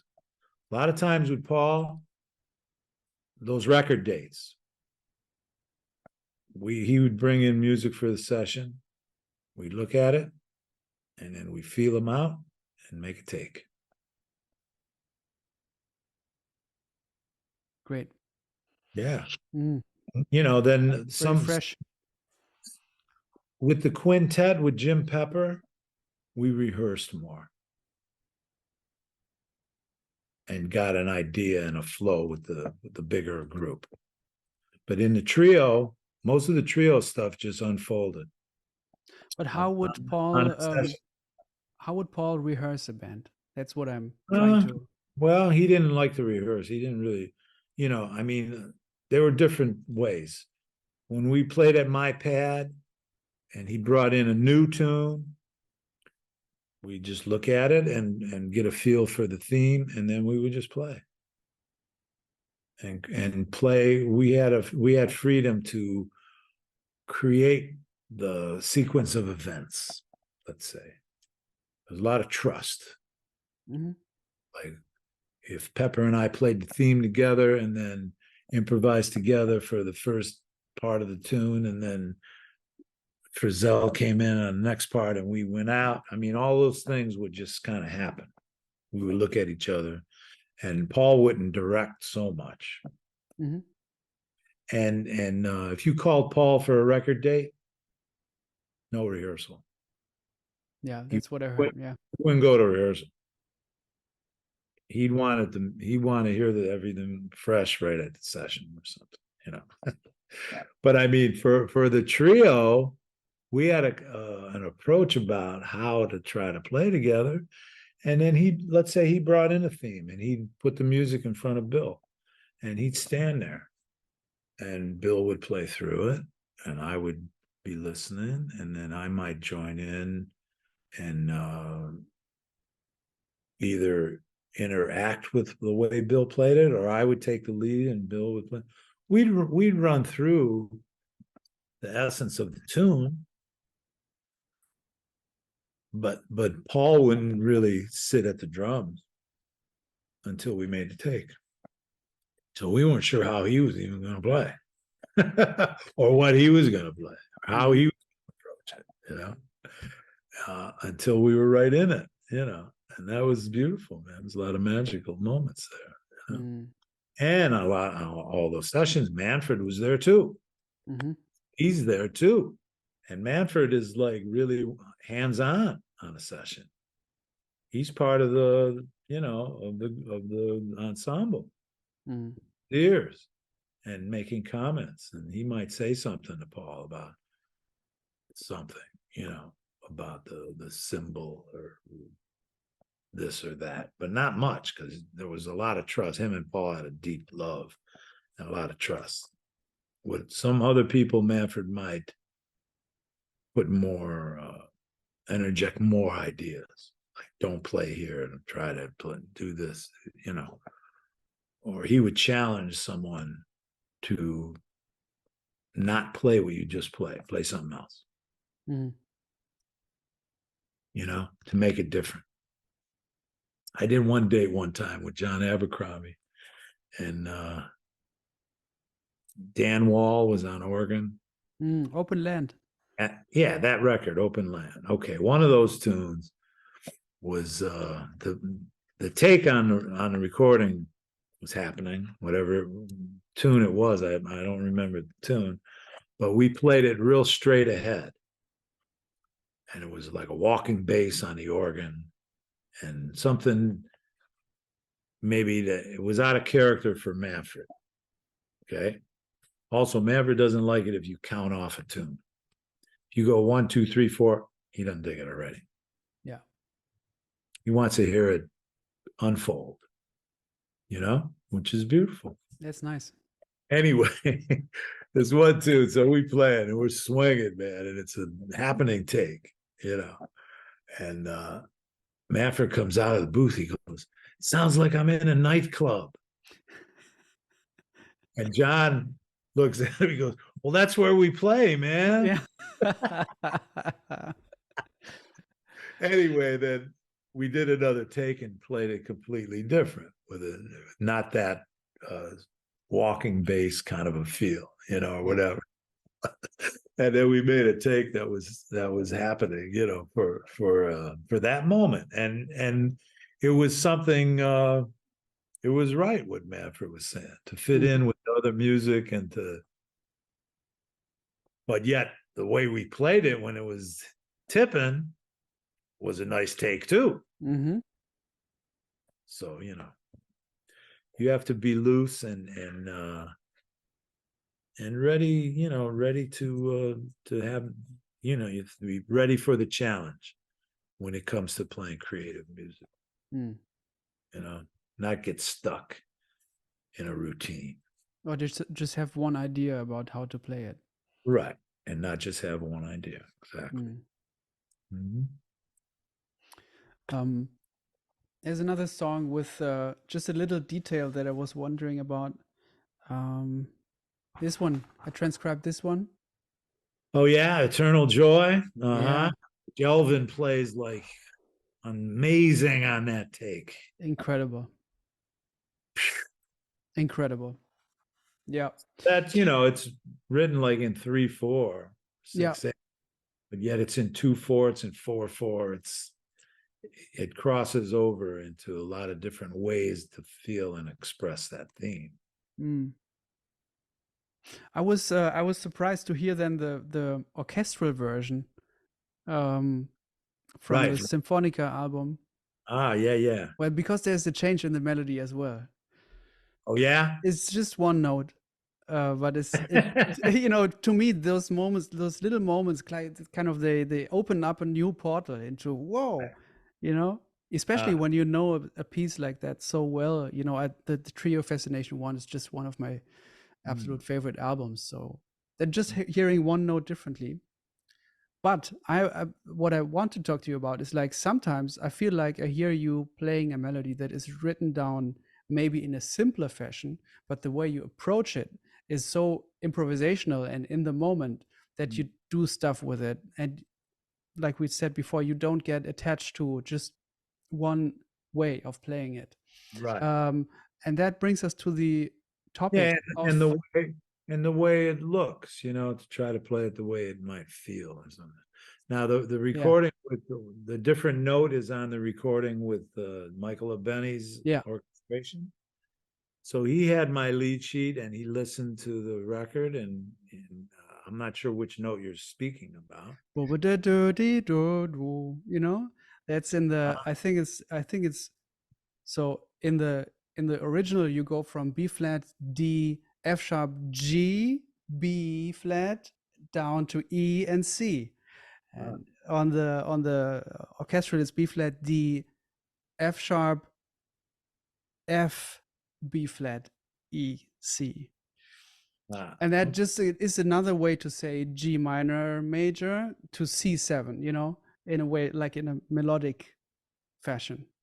I'm gonna have to listen to that and see what you're speaking Yeah, on. it's beautiful. That's something what Michael heard, I uh, see. you know. Mhm. Yeah, and he might have heard me play it different ways also. Exactly, because there's also bootlegs of you playing it, and the melody is different there as well. Like with that, yeah, Yeah, Yeah, because Beautiful. I'm playing like approaching it more as shapes, Yeah, and I play some different tones inside that shape. that's what I'm talking about. Yeah, Yeah. that's beautiful. Mhm, mhm. But that brings us to the topic of embellishments, you know, and that's a deep topic that I sort of I want to know more about this. Like when Bird plays one of his melodies and changes it up in the moment Huh? and changes up the embellishments, and there's so many in our language of this music. There's so many different kinds of embellishments. So I was wondering like how or what you how you studied this particular topic. I never really studied it. I mean, I just play kind of freely through things. I don't Mm, know. You know, it's a hard question to answer for me because it's not about the analytical approach. mm, It's about the shapes and stuff, you know, mm-hmm. and trying to make things feel like you're creating them instead of recreating them, Yeah. you know? So I don't know. I think the idea of jazz, because jazz is an idea about expression, you're free to embellish and do things. Lester Young never played anything the same. Mm, Different notes, different embellishments, different fingering, mm-hmm. how he felt at the moment, you know? And I guess for me, listening to those players, Gene Ammons and others coming up, gave me a sense of that somehow. Or Sonny. Sonny never plays anything the same. Mm-hmm. Even St. Thomas, Yeah. you know? But like you listen to Sonny's record, Our Man in Jazz, Don Cherry and Billy Higgins, Mm. or they play Olio Yep. and it turns it inside out Yep. your times. Those are the things that have inspired me from records about that, the way a piece can develop and grow. And your playing also at this moment of now is different than like, 3 years before or something. So if you can approach the same tune with a new approach about the moment of now, at that moment, that's what it's about. Mm-hmm. Charlie Parker, I mean, he had a short-lived career, but he recorded a lot of things. Mm-hmm. Sometimes the same tunes. Miles too, man. Miles is live versions of all those tunes. And none of them are the same. They're all completely different. Mm. That's how he felt, in 1963. And then 1966, he played the Yeah. same, the rhythm section, the balance of the band, the energy, what was happening, and especially feeding off of the harmonic rhythm of the keyboard and the piano player or the drummer, different drummers. You could hear him play with Jimmy Cobb and then Tony Williams and then Jack DeJohnette and different energy, man. Absolutely. And he doesn't try to get them to sound like the previous cat, and he doesn't want to play the melody the way he played it before. He might Mm-hmm. not even have dug it. You Mm. know what I mean? I mean, we're all listeners and we're like revering everything we hear, but some of that stuff Miles never even listened to, man. Mm. He just remembers the gig and remembers, oh yeah, okay. That was then and this is now. Mm-hmm. So that's kind of the approach that I've developed with also somehow. And that having that freedom keeps you young, man, and not locked into any kind of repetitive routine Mm-hmm. when you play whatever tune it is. Yeah. Talking about Miles, you were also in the Vanguard band when Miles set in shortly after his before he ended his hiatus, right? Yeah, he was. We had a week at the Vanguard that week. Mark Johnson was on the band then, also. Jim McNeely, Uh, Jim might. I think Jim was there, and Kenny Garrett, right? alto, Dick Oates. Yeah, Tom Harrell was in the trumpet section. Miles came in out of the blue one night. It's the first night that anyone saw him out in public. And he came in on the third set. Back then, we would play 3 sets. It was late. And he had a little entourage of some folks with him.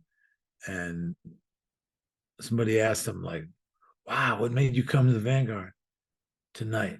And he said, I came to hear Thad's music and to say hello to Max. Talking about Max Gordon. Mm-hmm. And he came 4 nights. And he sat in the club, but then the third night, he sat between the trombones and trumpets on the couch. And like he was sitting up in the band. And then the Saturday night, the night that he sat in, I had another gig. So I wasn't there. I see. Okay. Bob Mincer, I took Bob Mincer's place in the band actually in 1980. So this was, I'm not sure what year, the 82 maybe? I When think I heard it yesterday. There's a bootleg of that out yeah, there, there's a bootleg because and I there's think it's 82 or something. 82, something Yeah, like that. Yeah. And or 81 maybe. maybe 81. Yeah, One of the guys who worked in the kitchen ran out with a boombox and recorded it. But that night I wasn't there. I see. Mincer was there. Mm-hmm. But Miles commented on, he dug Mark. Mm. He asked about who's that bass player.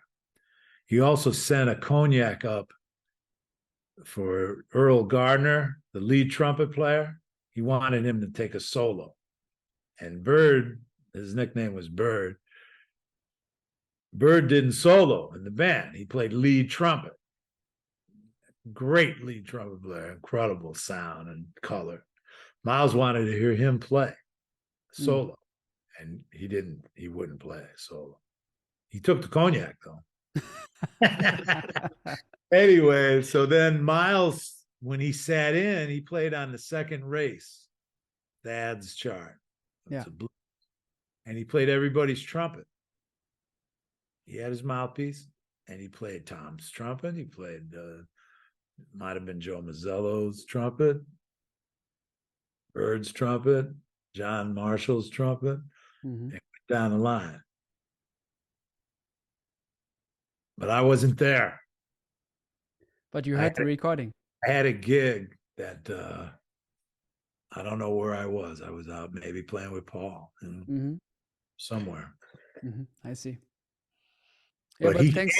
he came 4 nights though, man, and it was great. How did that feel to play with for him? Oh, it was beautiful. Have him in the room. It was fantastic. He went out that night. He also went to 7th Avenue South, and Mike, the Brecker brothers were playing. Mm. He went there, and then he went to Fat Tuesdays and heard Freddie Hubbard. That story is, so I have some friends that were there for that. And he comes in, sits at the table, they're on a break. So Freddie's in the dressing room. Someone goes in the dressing room, tells Hub, hey man, Miles is here to hear you. And Freddie says, I'm not going out there. He's over here. He came over here to mess with me again. Oh no.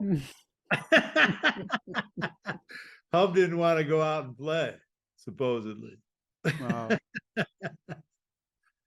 Yeah, that was a crazy night because the word was out the next day. It was deep. Wow. back out on the scene. And that was kind of before he put that band together. Bill Evans on tenor Mm. and Mike Stern, Marcus Miller Marcus, and yeah, Al Foster. and Al, yeah. Hmm. Mm. You and L, that's also such a great I combination. love playing with Al. Al is Wow. he's, he's one of the great improvisers and soloists also in the music, man, and plays with such a touch and a flow. Yeah, when I first started doing some trio stuff off of that Fascination, Trio Fascination, George Mraz and Al, Hmm. we played some gigs. And they were playing with Joe Henderson at the time also. Hmm. Uh, and then the group Scolo Ho Fo with Dave Holland and John. That group, we toured a bunch, played around New York. That was a nice period there, Oh yeah. doing that ensemble. And then Al also plays on my recording, Celebrating Sinatra, Yeah. with the woodwinds and strings and Manny album orchestrations of some beautiful songs that Sinatra made famous and loved to sing. And the trio really was Mraz and George and Al and I with the ensemble, and then Kenny Warner joined us also on some piano. Yeah. The way Al plays, man, Manny didn't write any drum parts. Yeah. Just wrote like a sheet showing him the form of the orchestration. And Al improvised, and he played so beautiful. Played. He didn't have to read like a chart. He just played and improvised and created some beautiful music inside those Hmm. orchestrations. You know. Hmm. Now, when you play with somebody like Al or Elvin, are you the kind of guy who asks them questions all the time about how it was in the past days and you know? Mm, maybe if we were on the road together, yeah, like being on the road with Al. All he talked about was Sonny Rollins, Miles Davis, Herbie Hancock, Joe Henderson.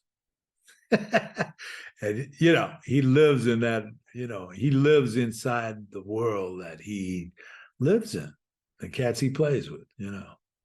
And Elvin also, touring with him, talking about the Coltrane band. Yeah. McCoy talking about uh, different cities. McCoy talked a lot about stuff from Philadelphia. you Mm. know and it was one night I used to touring with McCoy, and let's say we were flying into Stockholm or Helsinki. We'd be on the plane. I'd be listening to Coltrane live in Stockholm or in Helsinki. The Helsinki, when that came out with Eric Dolphy. So I'm listening to that and I'm looking at McCoy and I'm like vibing on the music. And then I'm going to be playing tonight with him in Helsinki. So just as an example, so we get to the baggage claim, and I say, McCoy, I was just listening to the quartet and the quintet in this case with Eric. Oh man, he never heard that because he didn't listen. He didn't hear any bootlegs at all. He only knew the records that they made to be released. So half of the records on the market of Coltrane, man, were our bootlegs from radio broadcasts or stuff. Anyway, McCoy, he didn't really pay attention to that stuff so much. But I asked him about Coltrane and Dolphy. And he said, oh, they loved each other. That's what he told me.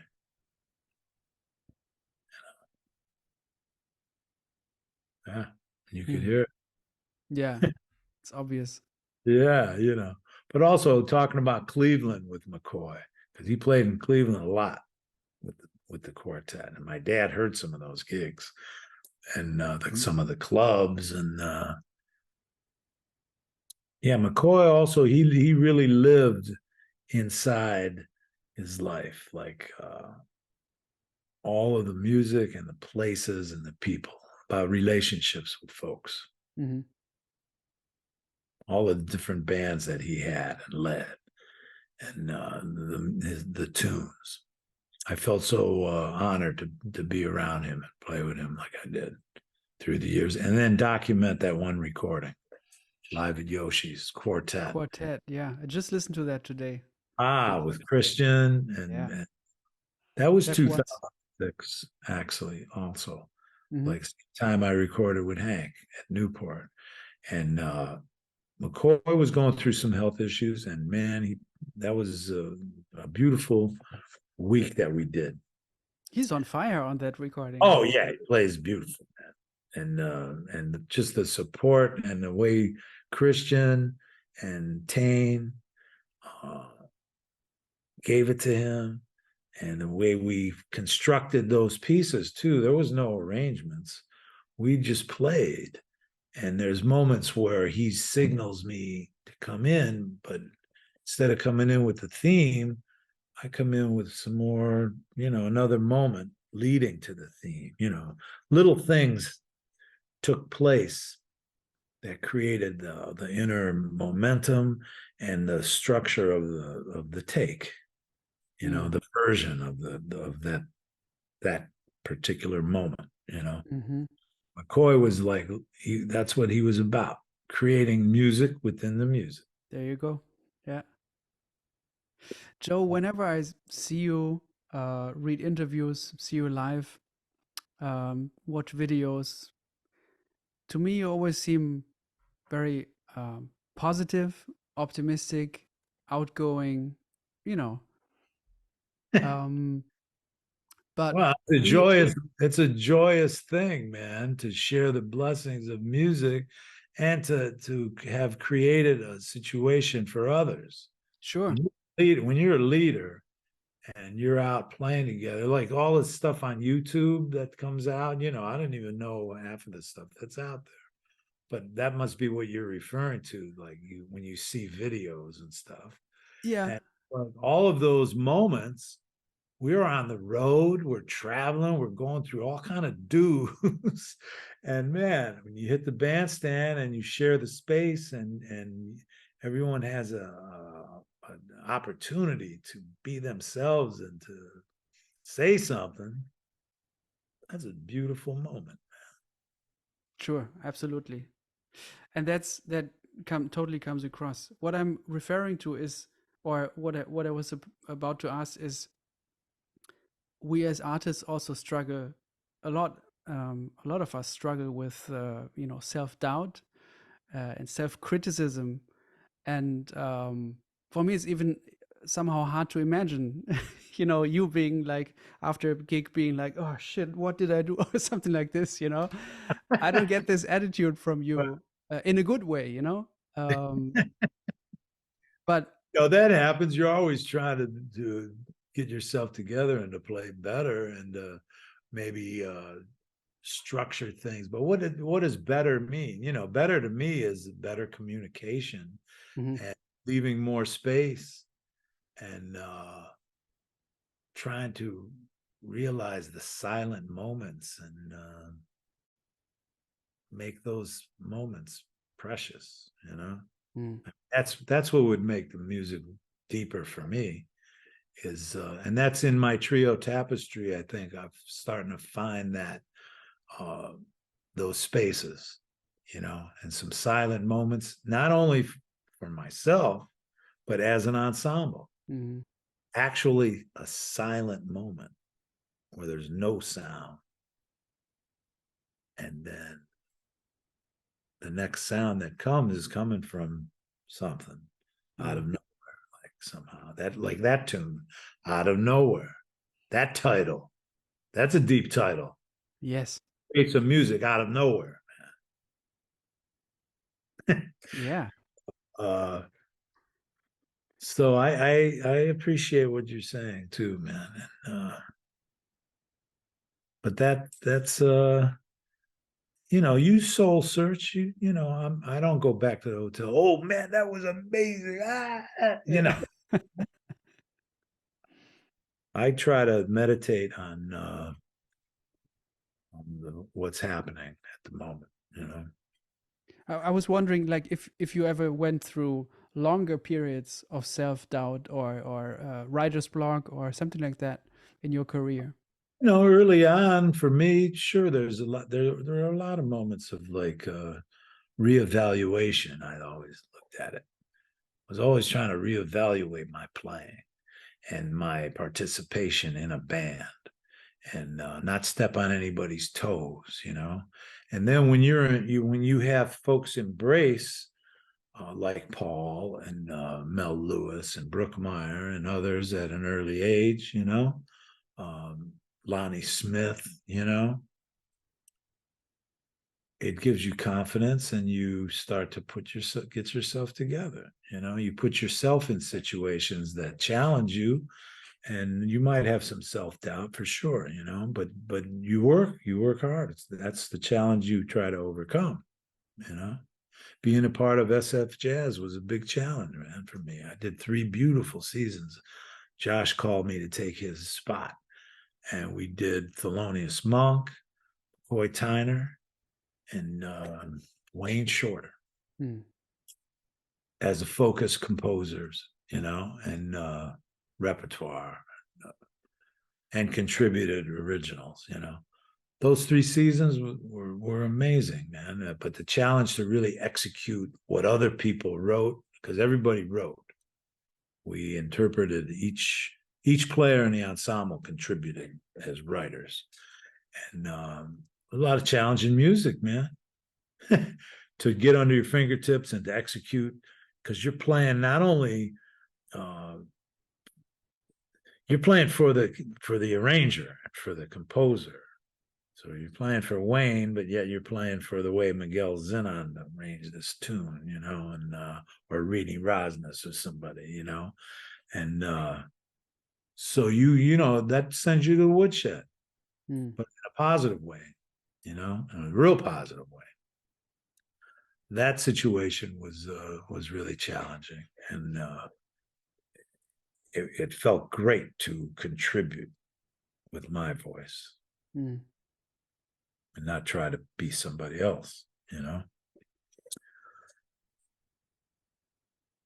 Yeah, you know, this music is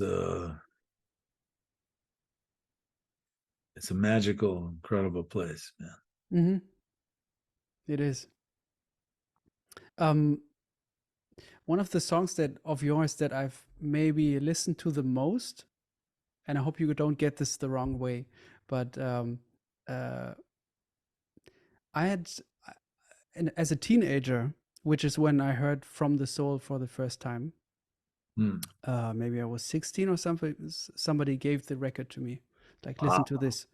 Um, when I was a teenager, I had big troubles with um, getting to sleep, you know, and Left Behind. Left Behind. Left Wow. Behind. I just learned this yesterday. Uh, I love this song. Left Behind. Uh, I put on a record. I put together records for myself to put myself to sleep. But I'm telling you, this is a good thing, because I've heard somebody talk about this. Like, when you can fall asleep to music, it's so good that nothing is bothering you or nothing is disturbing you. You're put at ease. You're in a, you're calming down. It hits a mark. And Left Behind is one of those CDs that I had on for so many nights. Well, that's And beautiful. I love this song so much, and the way you and Michelle play on it. That was written by my wife Judy There you Silvano, go. Yes. Yeah. and she wrote that when my dad passed. Wow. There you go. From her feeling of how I felt, about being left behind or something. And playing that in duo with Michelle was amazing, man. Because we rehearsed. I rehearsed for that record with just Michelle. Hmm. We got all the repertoire together, him and I, as a duo. And then with Dave and Blackwell, we just went in the studio and made takes. And that was one that him and I rehearsed as a duo, and I decided to just make a take as a duo, as a duet instead of playing it as a quartet. Along with, I think, Body and Soul was a duet Hmm. on that recording too, with Michelle. And that just unfolded in a real magical, beautiful way, man. Yeah, that was one of Judy's pieces, man. It's That beautiful. yeah. Oh man, thank you. I'll, I'll relay that to her. Yeah, yeah, please do. I That's just also learned it. one of those tunes that I haven't really played much after that session. I'm looking forward to playing this.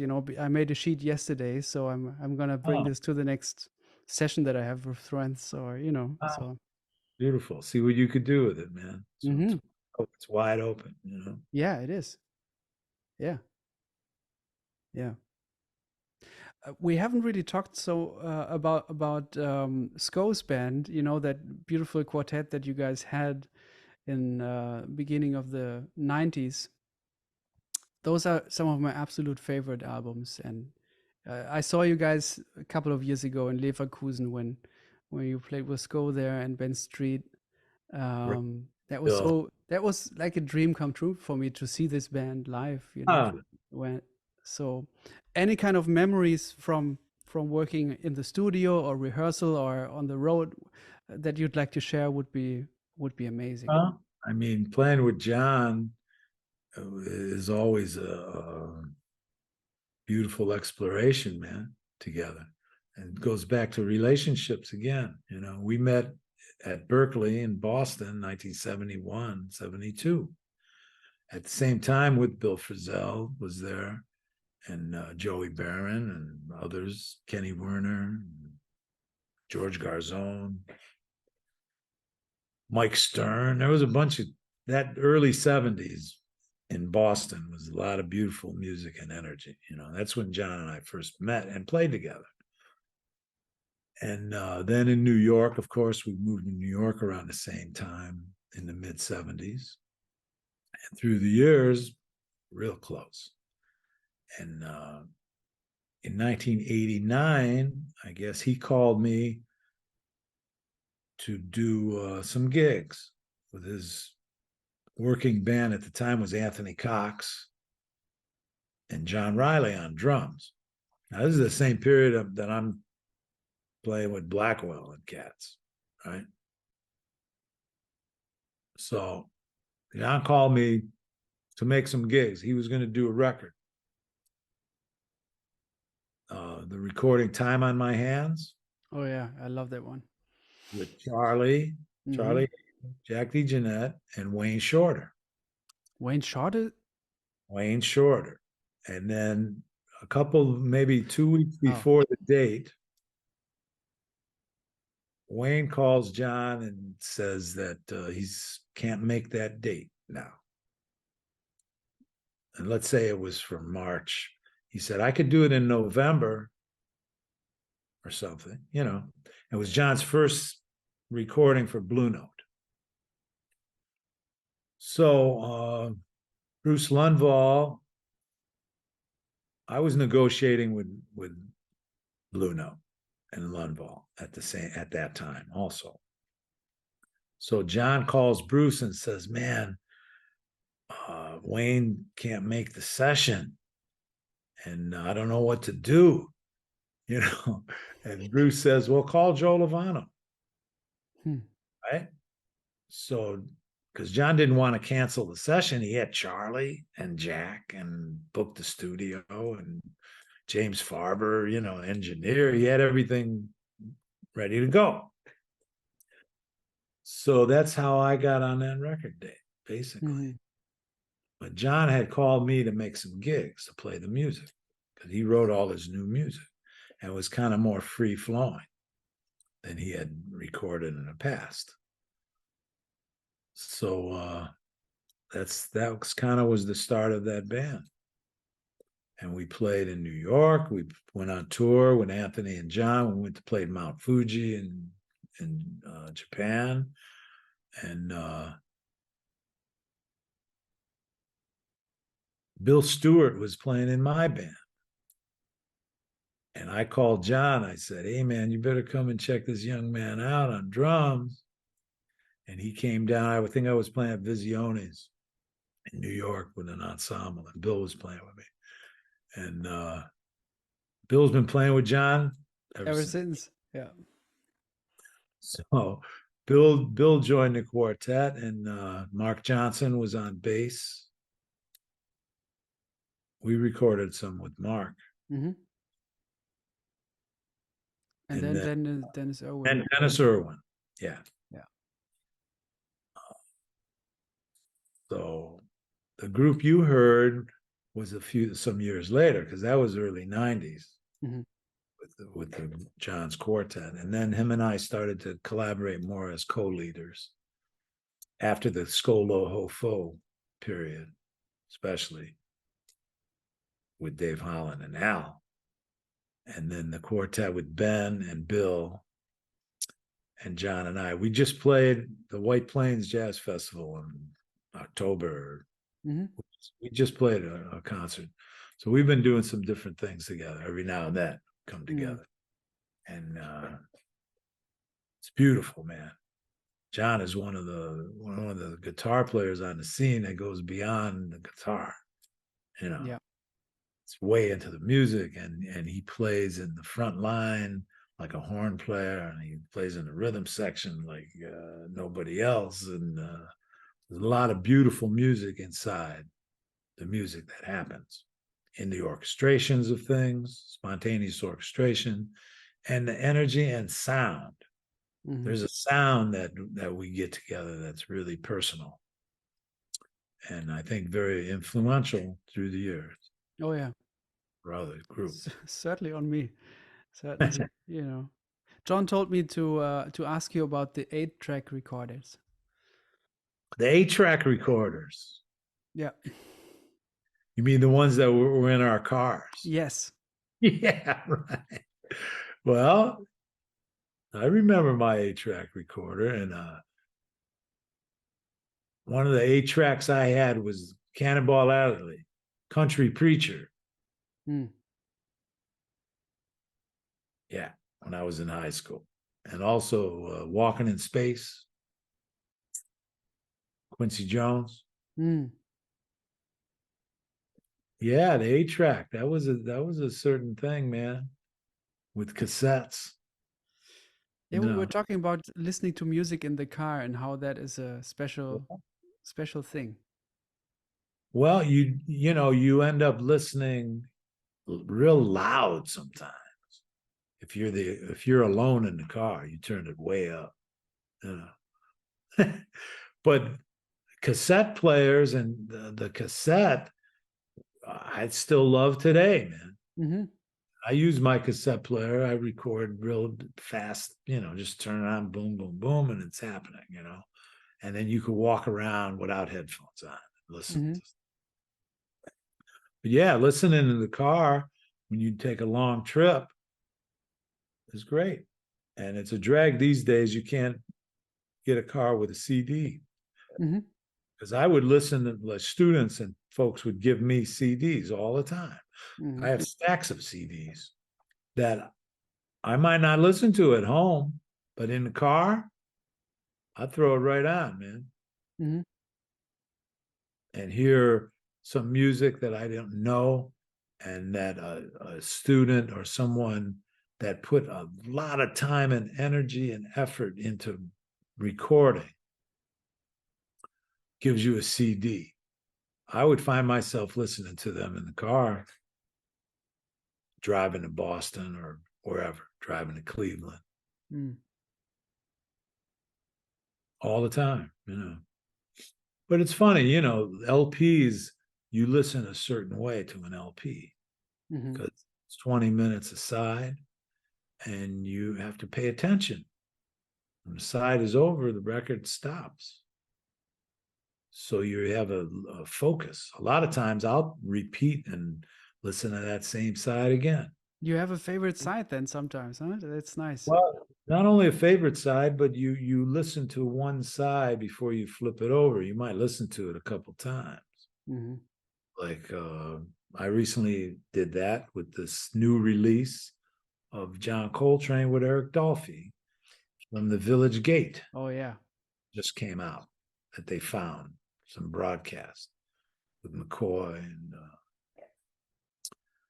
Reggie Workman bass. Real interesting. This also sound wise, right? Sound wise and everything else. Yeah, it's not a perfect sound and all that, but you feel the music and the way they play together. And there's some great Eric Dolphy on there that nobody Yes. heard. And they play when lights are low. Yes. Yeah. D, do, do, do, do, do, D, and the way Coltrane plays a counter melody and things on it, man, it was beautiful. That's not on any record. Hmm. We know. And yeah, recently that's the latest LP that's on my turntable right now. Hmm. I Mhm. thought that listening to that recording, I thought like because the drum is so clear and so in focus, it almost sounds like you're sitting behind the drums, and Mm. to me it was like a portal, um, sound wise, into how it might have felt behind the drums playing for Coltrane. You're like, because Coltrane isn't so loud in the mix as is the Right, drums, right. so it gives you kind of another perspective on the music, which is great. And also I felt like I'm curious to hear your take on it, but I almost didn't hear Coltrane play any kind of eighth notes, like slower, uh, um, rhythmic level. He was always on this recording on Mm. the very very very fast and lots of notes. He was going through stuff, uh, but he wasn't really into just playing it like that. Um, I don't know what your take on it is. Yeah, I don't know. It was for me, it's the way they were playing at that moment. Hmm. And it was a working band that was playing. They toured a lot, and that for that one year, I guess 61 or whenever that was. Um, yeah, I don't know, man. Mm. It was It's beautiful. just one night Yeah, of many. Yeah. yeah, yeah. You know, and the energy that happens when you're playing together with cats, you never know, man, where that's coming from. Yeah.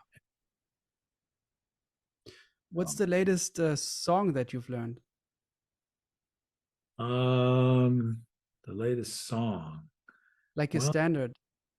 mm, one that I'm going to play this week that I'm revisiting is Star-Crossed Lovers, Mm. Billy Oh yeah. Billy Strayhorn. Such sweet thunder. Yeah, that's on from that recording. Yeah. I recorded it with us five Mm. on maybe Cross Culture that release, Hmm.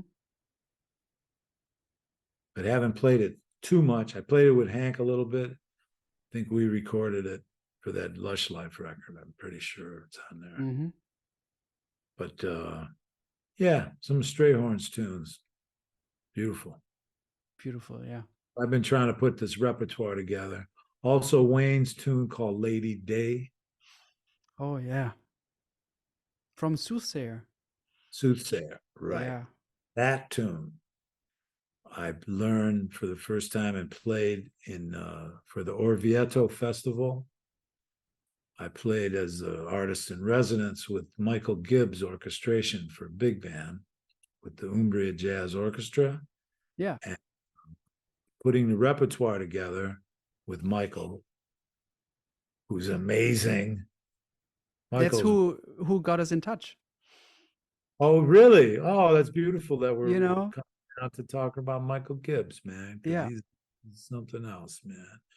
I love him, man, and kind of known about him years before I ever met him or heard he heard me play or whatever. I don't know from the Boston days with Gary Burton. And, things he did with Chick and others, But this, I wanted to do, when we were putting our program together, we talked about composers and then chose some stuff. So I mentioned I wanted to do some Wayne's, and Michael suggested this tune, Lady Day, which I love. I said, oh, wow, yeah. So I'm just really learning that tune for the first time, and I'm going to play it this week with the quartet with Julie Raj on guitar. Yeah. Oh, great. Oh, that's nice, man. Yeah. Thank you for that. Yeah, Lady Day. Wow. Such a sweet tribute, huh?